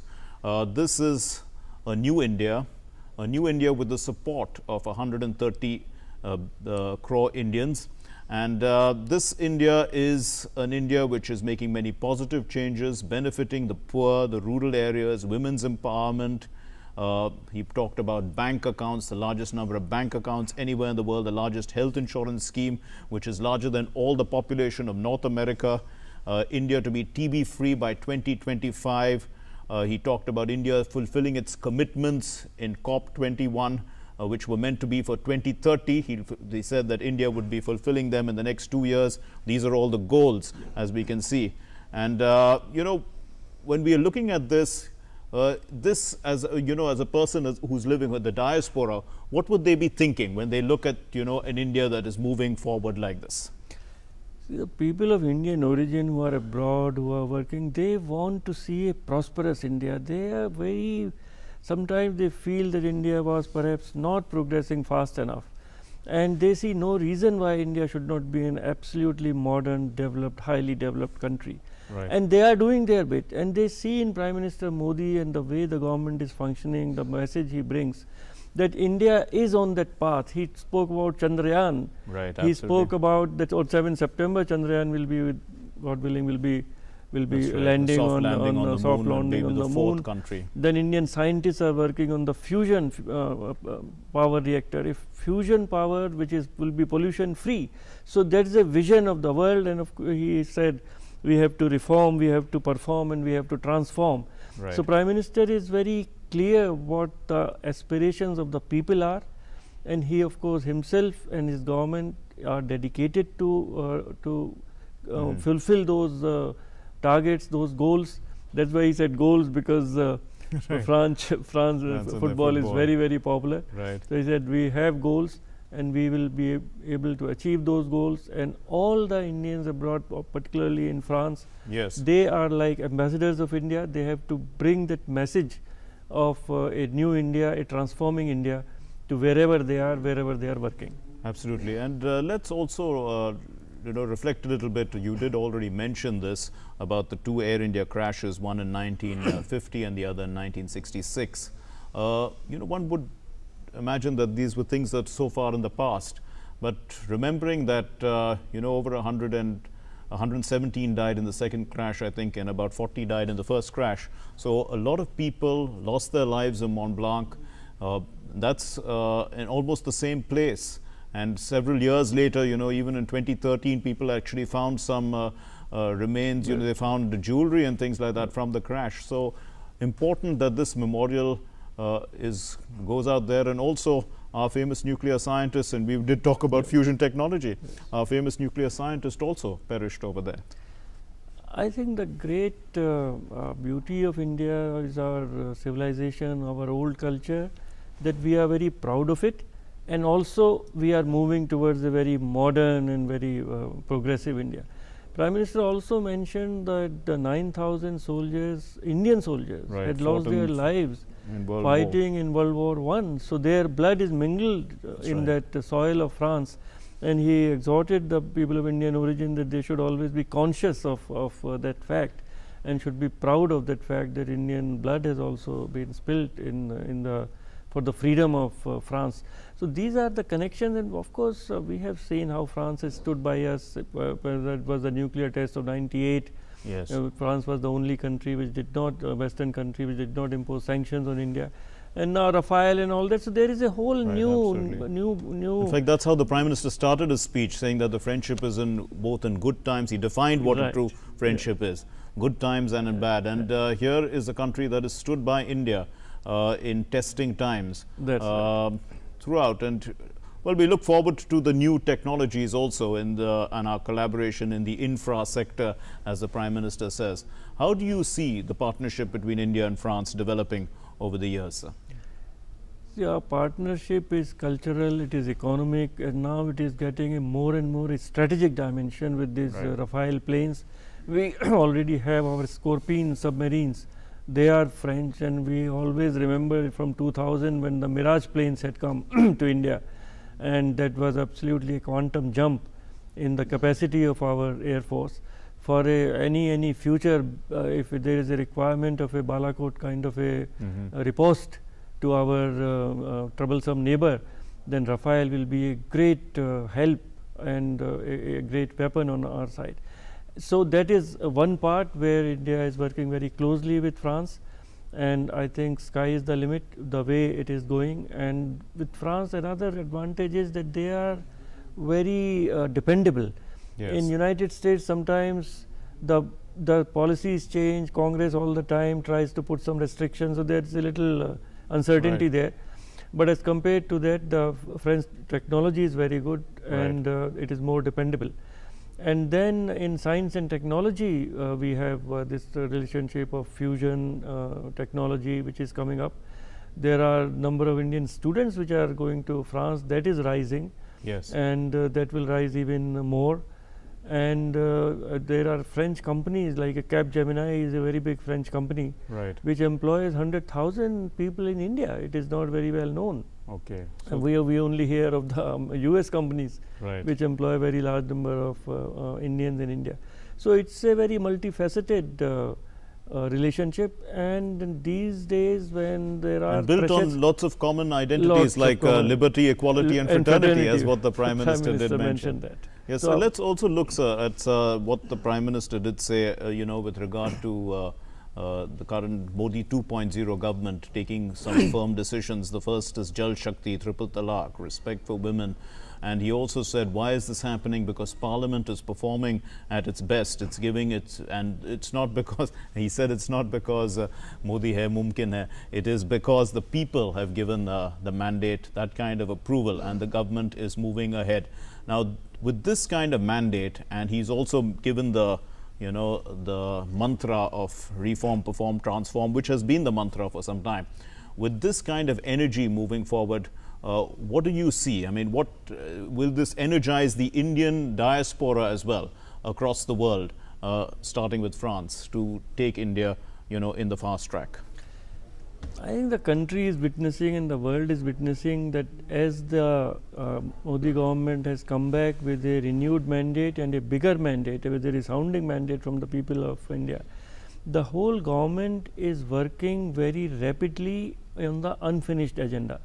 That whatever targets, whatever goals are there, so they have wasted no time, as Prime Minister also said that there was no time for celebrations and garlands and phool, mala, etc. Right. And the entire government under the leadership of Prime Minister Modi is totally focused on achieving whatever they have promised to the people of India. And of course, 2 or 3 very landmark decisions have been taken by the Parliament, whether it is triple talaq or 370, and in a very humorous way, as Prime Minister referred to the 370, that how can something be temporary for 70 years? Exactly. And people of India have taken that decision, so it has been done. And that will be, I think the message goes very clearly to the diaspora that it is a new India and the direction is clear in which the country wants to move forward. Yes. And the country has given a strong mandate to the Bharatiya Janata Party under the leadership of Prime Minister Modi to move in that direction. And the government is not resting on its laurels. They are just trying to move as fast as possible. I think that message goes, and that is appreciated by the people of Indian origin abroad. And a few important points from that message also: zero tolerance for terrorism, zero tolerance for corruption. There's no looting of public money. These are important messages that the diaspora also wants to hear, because you know, they are ambassadors, you did say, but also ambassadors for investments also into India, and a long-term relationship between the two countries. I think the issues which slowed down India's progress in the last 40-50 years was perhaps some elements of corruption and slow decision making. And lately terrorism has emerged as a new danger for the people of India, or even for people of France. There have been so many incidents, and such terrible incidents where innocent people were mowed down by trucks and all things of that kind. So that is a common scourge which people of India and France face, and the whole message is that India must now be on a fast path of growth, and in that growth path technology will be used. I think that Prime Minister said that the new intelligent transportation, in that France will be a partner. Of course, fusion energy, France will be a partner. International Solar Alliance of almost 75 countries are members of the International Solar Alliance. That will be such a big help for combating climate change and to reduce the carbon footprints. So the vision with France is a very far-sighted vision, and to take the two countries forward, and in some ways to take the whole globe forward, to take the whole humanity forward. If because in India, France and other countries, if we can do something meaningful on combating climate change, it's a huge relief for the entire world. And of course, terrorism is something which India is facing, which France is facing, which the world is facing, and there are other issues also on which India and France will be working together. And once again, coming to the point of the venue of the address, which is UNESCO, and you did mention that UNESCO's motto is that violence begins in the minds of people, and it should be sorted out there. Yeah. And the references the Prime Minister made to Gandhiji, to Bapu, the celebrations of the 150th anniversary, all that, and the Vaishnava Janato, which has been sung by the top singers of almost all nations of the world. That itself is a message that UNESCO will definitely, let's say, be pleased with. Absolutely. UNESCO has been promoting a culture of peace. It always advocates tolerance, more understanding between different religions, among different civilizations. And that is exactly how India functions. We are a multicultural, multi-religious, multilingual country. All of us, 130 crores, are living together, have a great understanding with each other.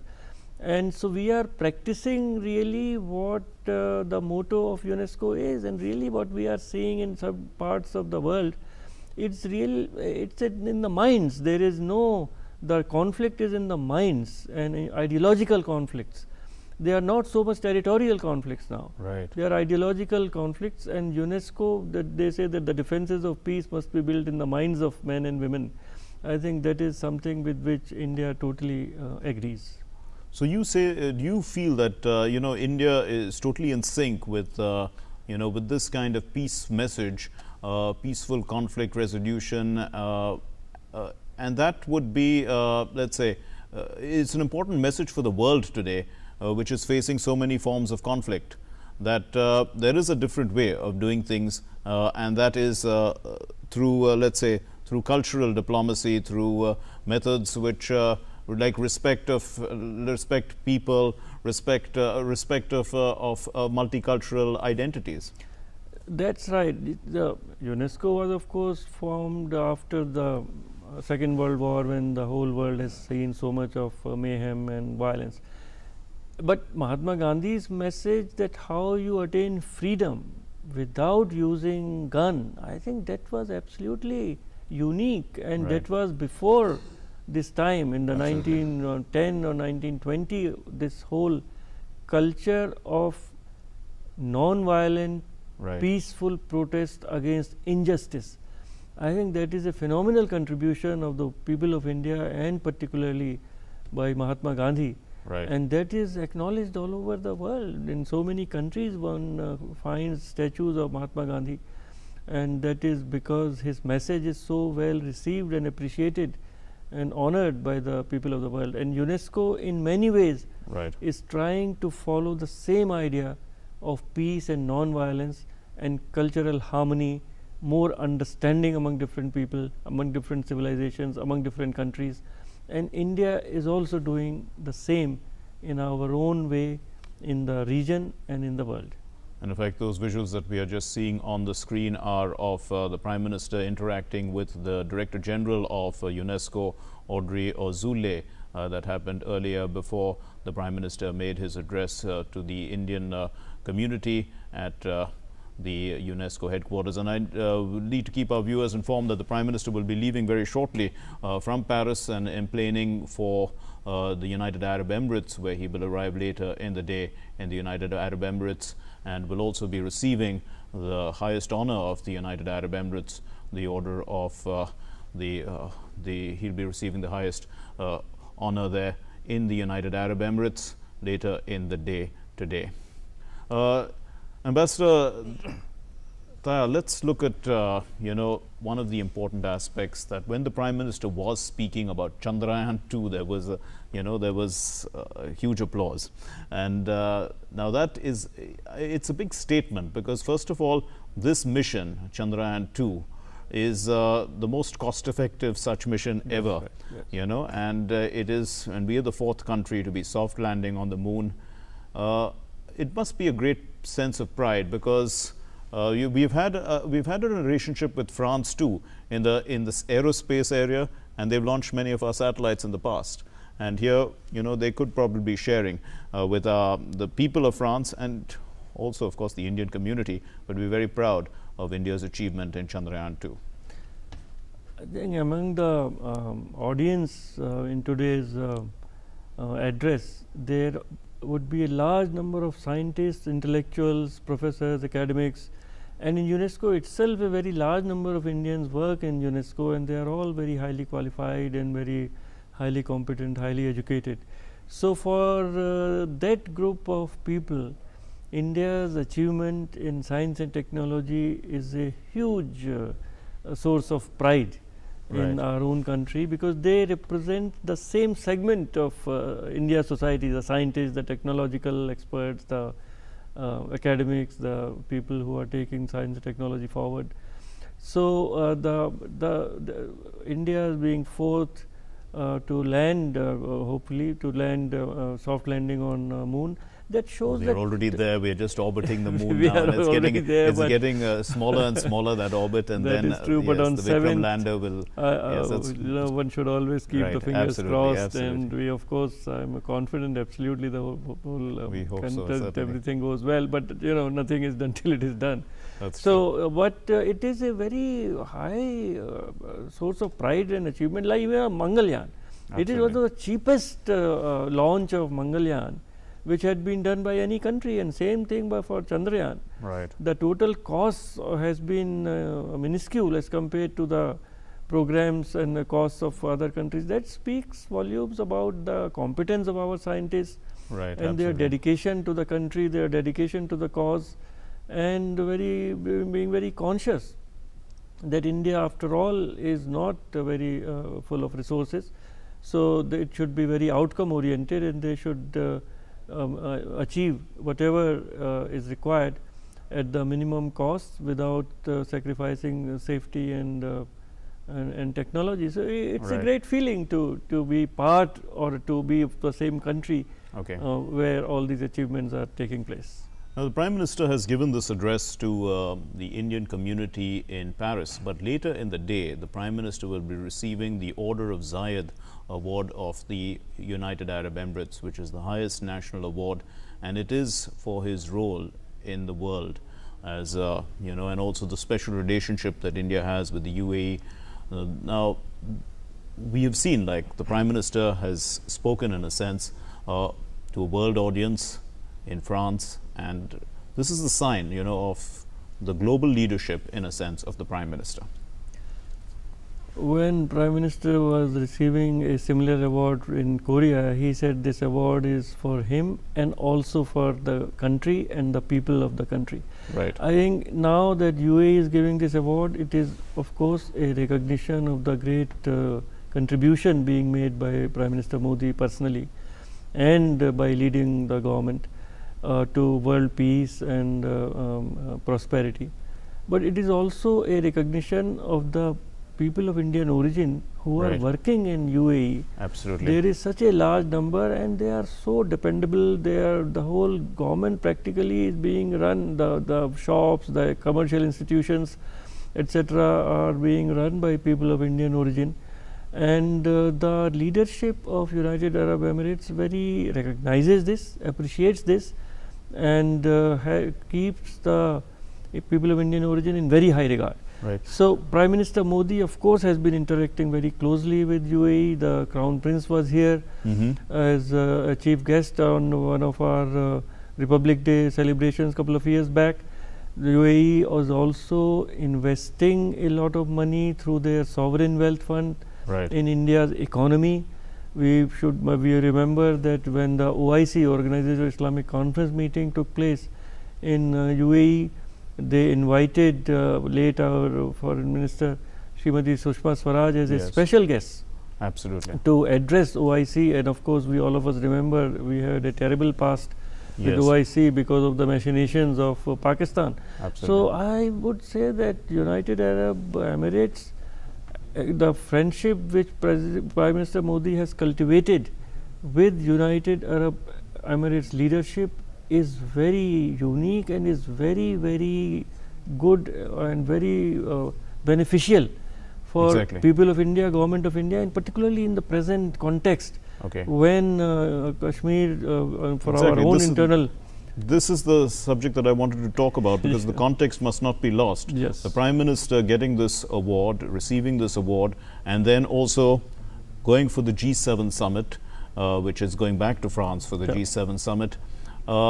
First of all, his address in France, and the bilateral meeting with Emmanuel Macron, the president, in which, you know, the French have clearly said that the issue, whatever issues are there between India and Pakistan, have to be sorted out bilaterally.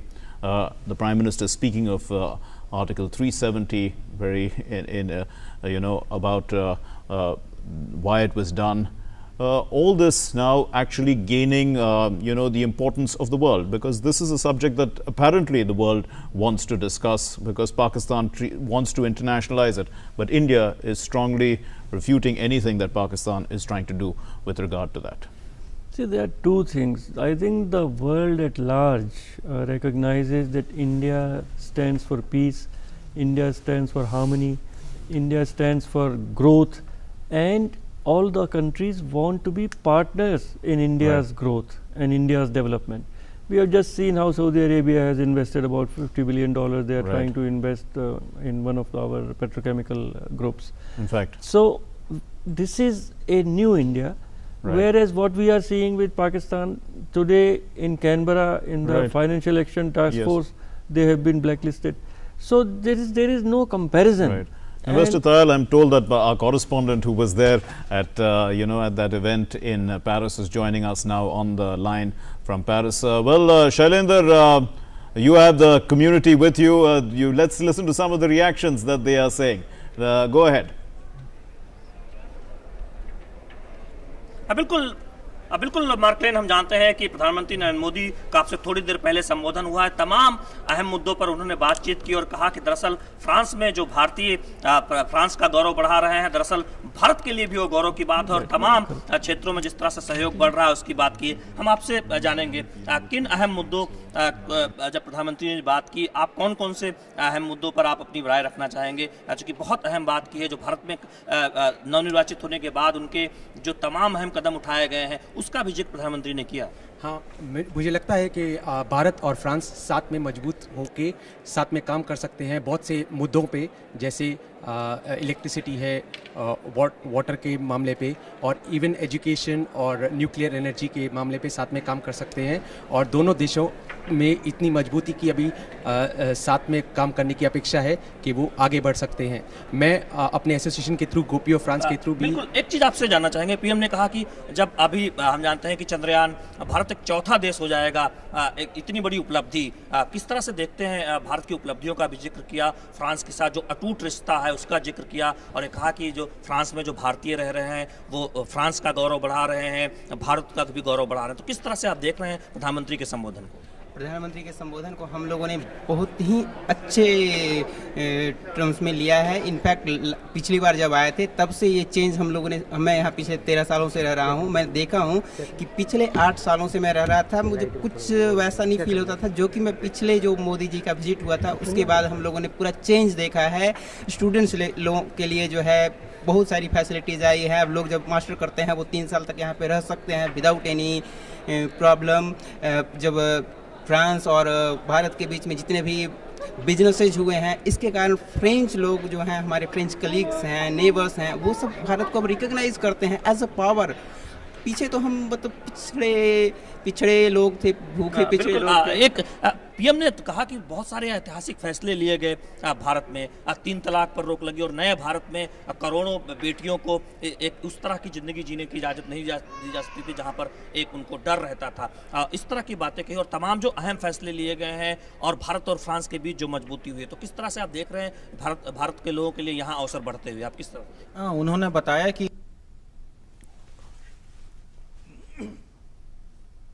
Well, we seem to have lost contact with Shailendra, but the reactions were very, very positive. Of course, instilling pride in the people of India about India's progress. We still have Ambassador Tayal with us. You can give us some closing comments, Ambassador Tayal.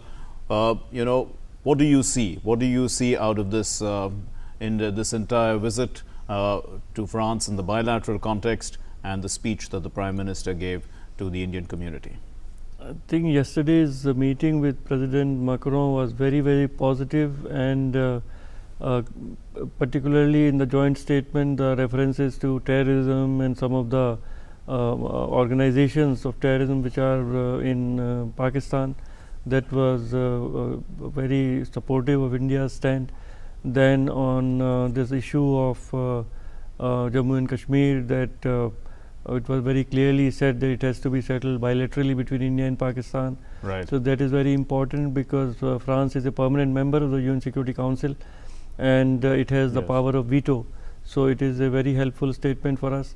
And then today's speech gave the message of a very confident India on the path of progress and peace. Yes. And after the resounding victory of the Bharatiya Janata Party and Prime Minister Modi in the recent elections, how without losing any time India is marching ahead toward the path of a new India. In fact, let's go back once again to Shailendra. He is with us. Shailendra, we got cut off with you, and you were speaking to people who listened to the Prime Minister and were giving us their reactions. Go ahead, Shailendra. बिल्कुल मार्कलिन, हम सुन रहे हैं, ये हमारे साथ तमाम सारे लोग हैं और इनसे हम जानेंगे जो प्रधानमंत्री ने कहा किस तरह से लोग उस पर प्रतिक्रिया दे रहे हैं. आपसे हम सुनना चाहेंगे, बताइए आप क्या कर रहे थे, थोड़ा सा गा कर सुनाएं. I'm a Carnatic musician here.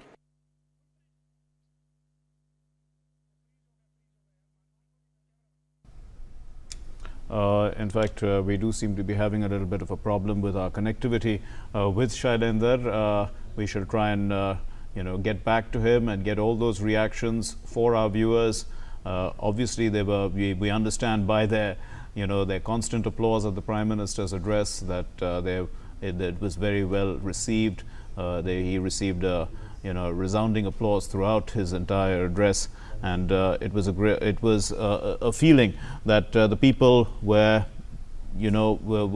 feeling a great deal of pride that India is now moving towards on the path of progress at a rapid speed, a new India which is defined by firm decisions, by decisiveness, and we can see that in so many aspects, including Chandrayaan-2, also with regard to 370 and a number of firm decisions that were taken soon after the government had come to power in its second term.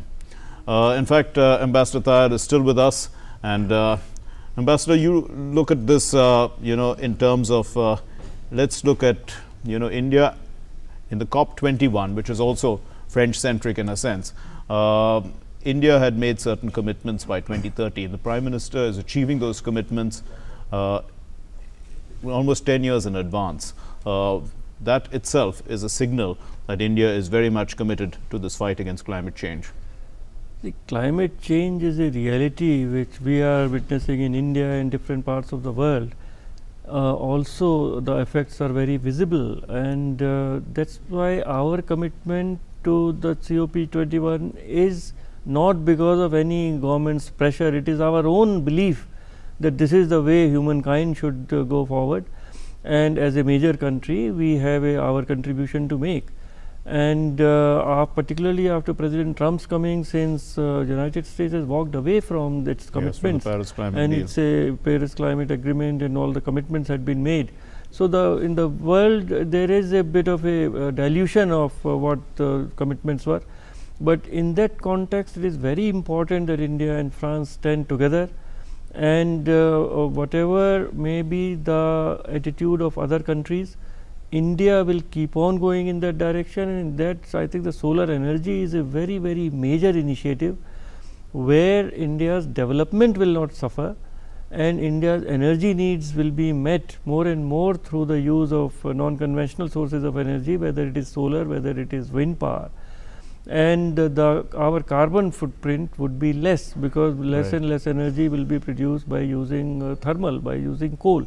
Yes. So India and France will need to work together and to achieve the goals of COP21 and keep the world moving in a direction where we can mitigate the effect of climate change. It is already visible, and if it is not reversed, it can have very terrible consequences 30-40 years down the line.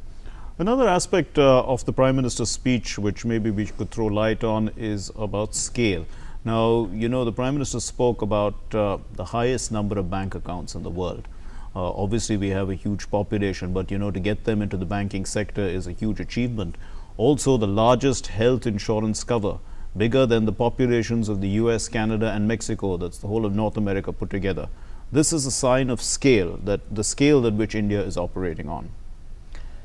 Actually, sometimes people abroad do not really realize that when India moves forward, how many people really move forward. Right. And how many cross the poverty line, for instance. In millions, I mean tens of millions, hundreds of millions are getting this health cover, right, which is unprecedented, without any cost. And so many, I think tens of millions of new accounts were opened. Right. First, of course, why they were not opened in so many years, that is another story. But the scale of achievements in India is stupendous. And after all, practically 1/6 of the human race is in India. So whatever progress is made, if it goes to every citizen, if it touches every citizen, like the gas which is being given free to our rural areas, to the it is a huge relief for so many, and again the numbers are in tens of millions. Right. So that is something which needs to be conveyed clearly, because sometimes other countries do not understand that, right, what is the numbers one is talking about when we bring any new development, any new scheme to the people of India. Absolutely, and scale is also important in the fight against climate change in the context of that. And you know, the biggest threat is of water stress, and you know, the creation of the Jal Shakti ministry. Also the importance that now, you know, because of climate change, as a result of climate change, we are getting you know, extensive rainfall in short periods of time, and going to have a lot less during. There's going to be there's got to be a lot of rethinking on various approaches. In fact, we would also be going live once again to Paris in a short while, when the Prime Minister will be emplaning for the UAE, and we'll be getting you those visuals. Ambassador Tahir continues to be with us. I'm talking about scale and also the fight against water stress.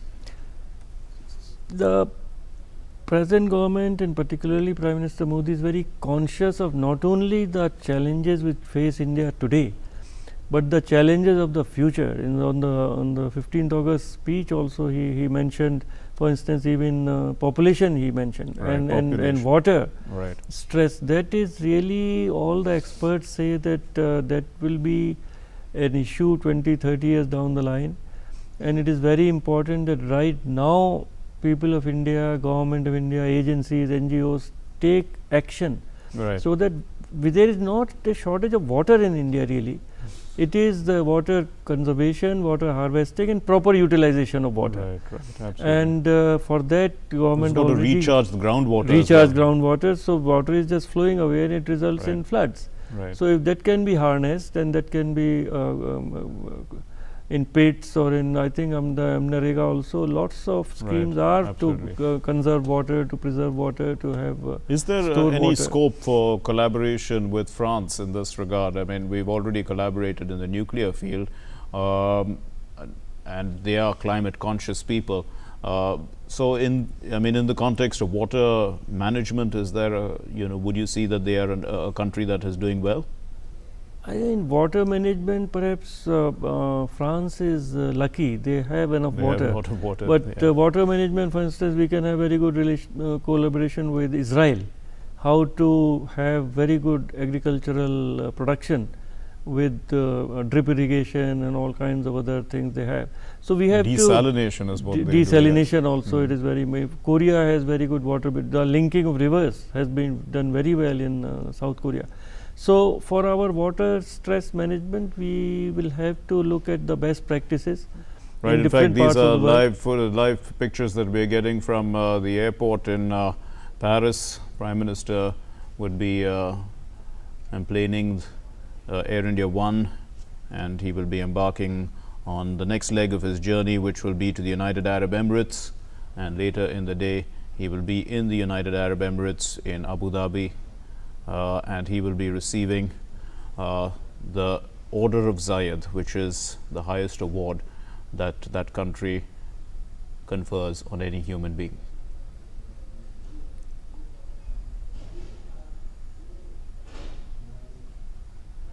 The highest award will be to the Prime Minister. It's a mark of the special relationship between India and the United Arab Emirates. The UAE thinks of India as a special, great friend and a respected, trusted partner. In fact, the President of the United Arab Emirates had announced this award in April this year in recognition of the pivotal role played by the Prime Minister in enhancing bilateral ties between the two countries to a level of comprehensive strategic relations. Prime Minister concluding the first leg of his visit in Paris, which was the bilateral leg of his visit, which we also just witnessed, the Prime Minister in his own inimitable style speaking to the Indian community, and it was a rousing reception that he received. He spoke about the change in India. He invigorated them, giving them hope that they're there in the right place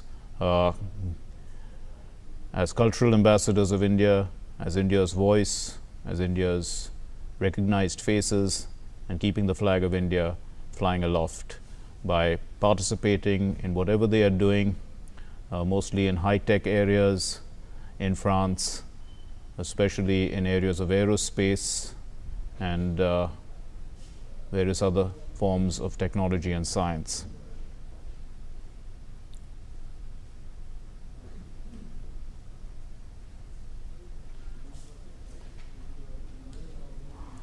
Sudhir Yadav, our correspondent who is with the Prime Minister's team, is now with us. Sudhir, put into context the first leg of the Prime Minister's visit.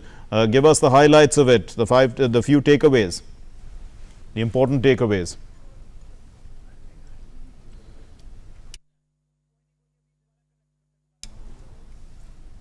In fact, Sudhir, we are trying to get in touch with him on the phone line. Sudhir, are you with us? Yes, Mark.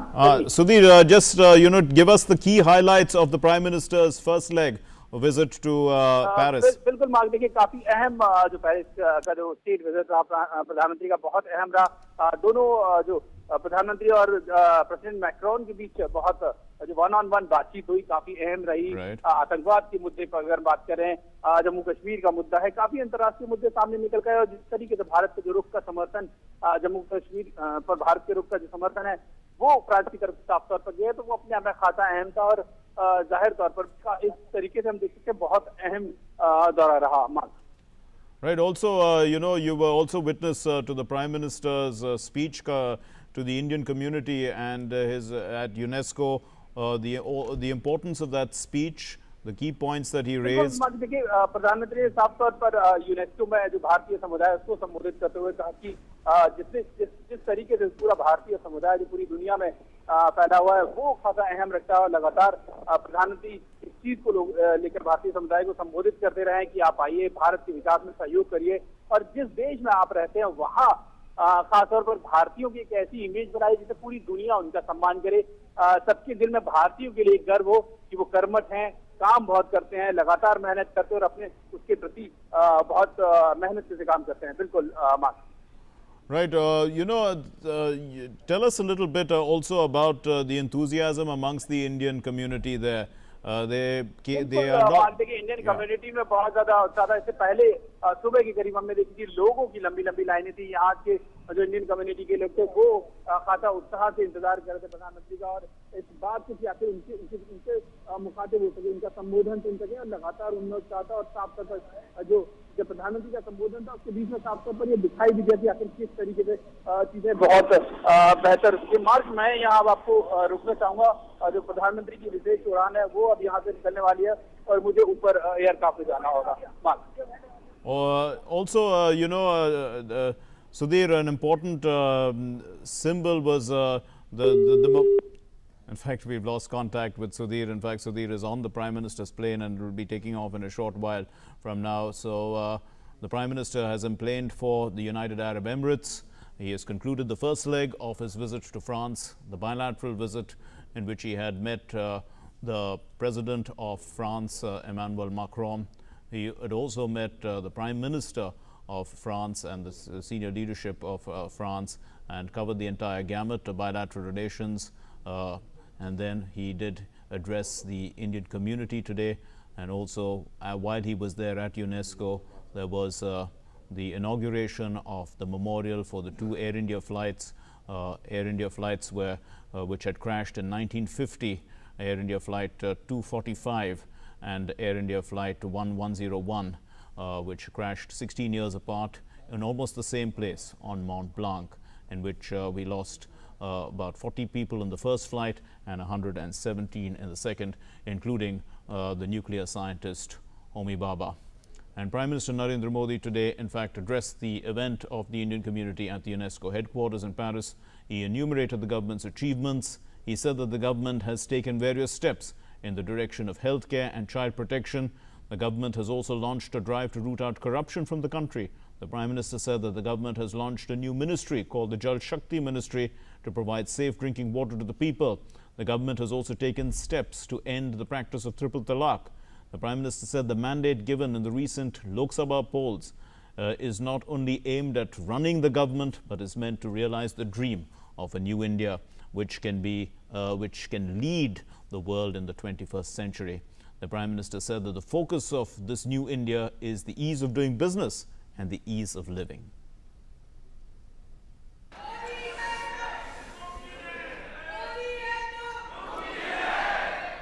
ये जनादेश सिर्फ एक सरकार चलाने के लिए नहीं है, बल्कि नए भारत के निर्माण के लिए है।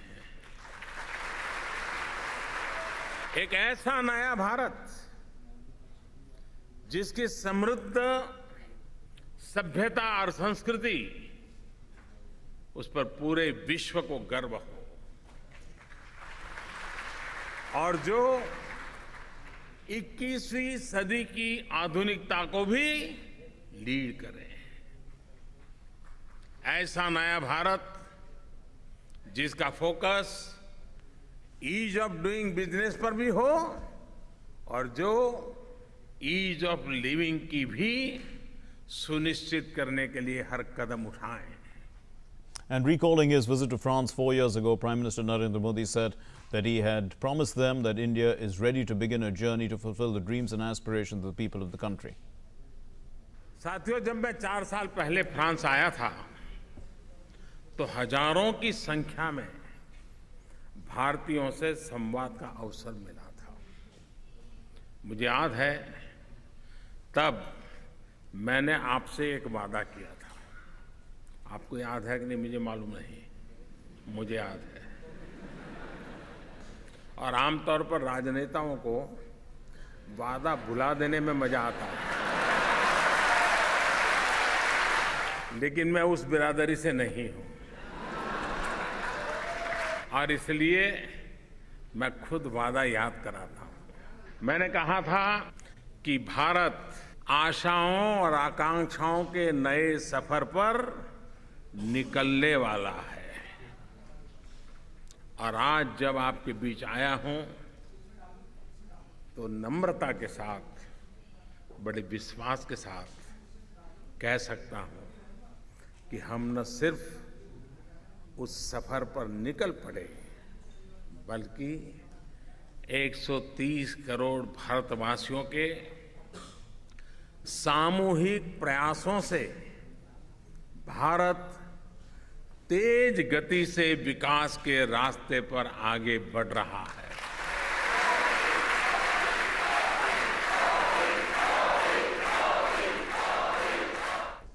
And the Prime Minister also said that the relationship between India and France is based on sound values. Both countries believe in shared values of liberty, equality and fraternity. Prime Minister Modi said that both countries face similar challenges today. आज अगर भारत और France दुनिया के बड़े खतरों से लड़ने में नजदीकी सहयोग कर रहे हैं तो उसका कारण भी यह साझा मूल्य ही है, चाहे वह आतंकवाद हो या फिर क्लाइमेट चेंज। लोकतंत्र के मूल्यों को इन खतरों से बचाने की हमारी कलेक्टिव रिस्पॉन्सिबिलिटी को हमने भली भांति स्वीकारा है। भारत और फ्रांस के संबंधों की दूसरी विशेषता ये है कि हम चुनौतियों का सामना सिर्फ बातों से नहीं, ठोस कार्रवाई से करते हैं। And on the second day of his visit to France, Prime Minister Narendra Modi remotely, with a remote control, unveiled the memorial of the Air India crash victims in two airplane crashes of 1950 and 1966 at Mont Blanc. This is at a community event in Paris. The Prime Minister hailed the efforts of the guides who worked hard to find the pieces of wreckage of those Air India flights.